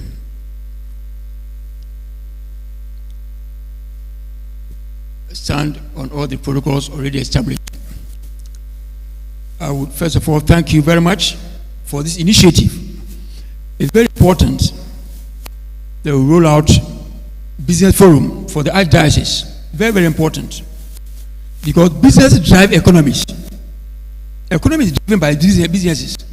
So when you don't educate your masses, your flock, and they don't guide them to be able to work on the right path and all that, to guide them into prosperity, expand their businesses and job creation and all that, you won't do them good at all. You will just harboring them, flock, you see, just for that. But you have to identify some of the challenges and find solutions. Then work out strategic plans, roadmap towards solving such problems. There, your flock will have confidence in you, will remain with you because they have confidence in all that. There is much to be done. So it's good that I appreciate Archbishop for this initiative, and we hope the next time round it will be improved. This issue, next time round, respectfully, let us bring all the parish priests and 2 of their parochial council members around for them to come and impart on them, and then they will send them to their various parishes. Then they will improve businesses across all the parishes across within the Archdiocese. It's important.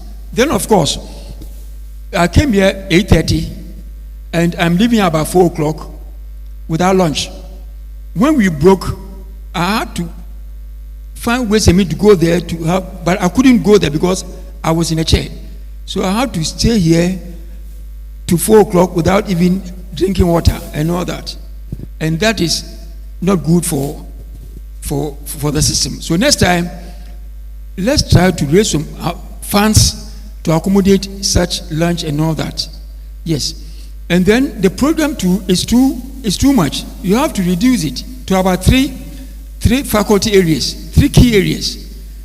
You see, there you try to bring in resource persons that are very, very, very relevant, so that it will become very impactful. You see, and then the last but not the least is about yes. So I think that is all for now. Thank you so much for that. And our certificates.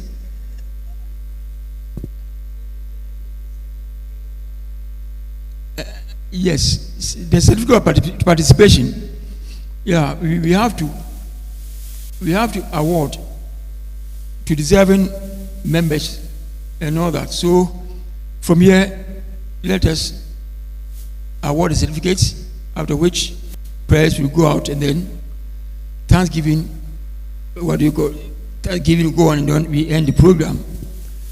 So has it been? Oh, okay, dispatched. Okay, then I think all for now. So, yeah.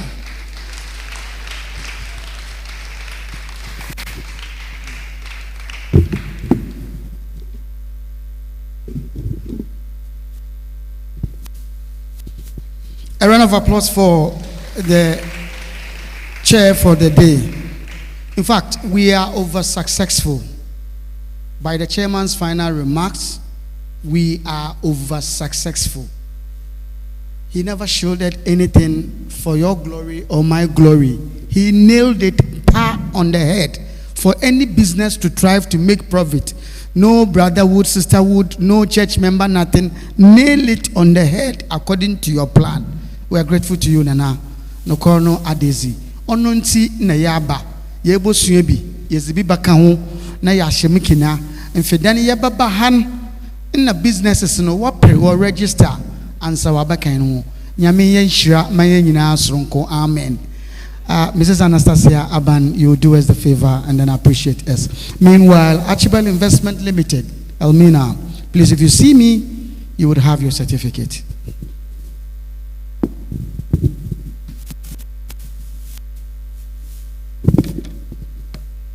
The Chairman, Nana Poku Akins, Your Grace, Most Reverend Charles Gabriel Palmer Buckle, Archbishop of Cape Coast, Your Grace, Most Reverend Matthias Kovnan Katia, Archbishop Emeritus of Cape Coast Archdiocese, Very Reverend Father Bonaventure Annan, Chairman of the Archdiocese of the 75th Planning Committee, panelists and speakers, our sponsors, participants, distinguished invited guests, ladies and gentlemen.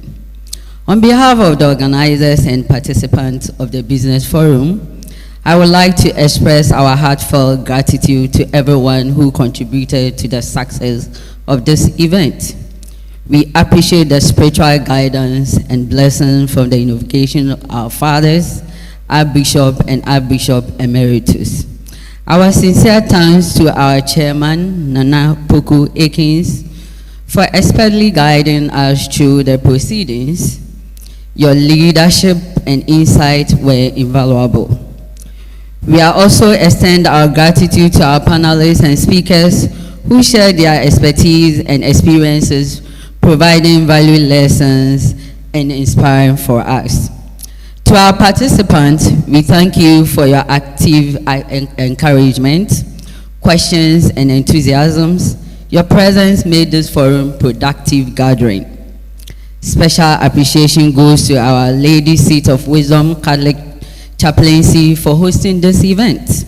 Finally, we thank our organizers, supporters, and volunteers for their generosity and dedication. May the lessons we learned and connection made today bear fruit in our personal and professional lives, and may we continue to uphold Catholic value in our business.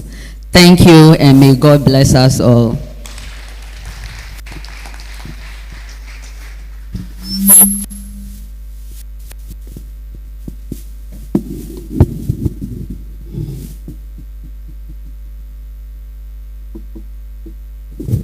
We respectfully stand in glory as we humbly invite the Metropolitan Archbishop to finally bless us for having spent this time for Mother Archdiocese of Cape Coast.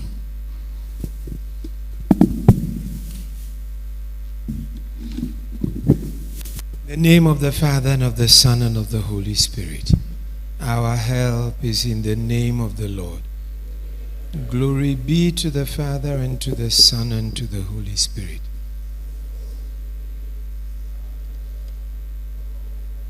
God, our Heavenly Father, we look up to you to say thank you to you for all that we have been able to do. Personally, I say thank you for all these sons and daughters of yours who are members of your church, and all those who were invited who made it a point to be here. Lord, I want you to bless them. I want you to bless all those who have contributed to the success of this first forum. And I want you, O Lord, as we leave here, to let your holy angels go before us, go behind us, bring us safely home. Raise your hand upon each and every one of us, and may your blessings come down on us. In the name of God the Father, God the Son, and God the Holy Spirit. Amen.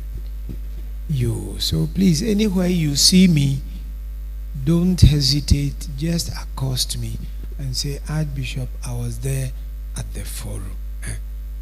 Thank you very much. And so for all other comments, you can see the organizers. Please, could you have a group photo? Your Grace, please. With your time, we would like to have a group photo. Yes.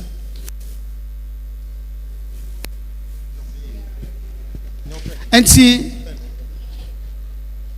Doduara Anayewo Bibika on the review of this program, saying Father Odum, Father Okren, Father Jini, myself, Obiara Ebonwuni Biara Ekabibi Chena, Yazabo Konkra team na afidan ya yema wa yakase na wa yafe. Aha.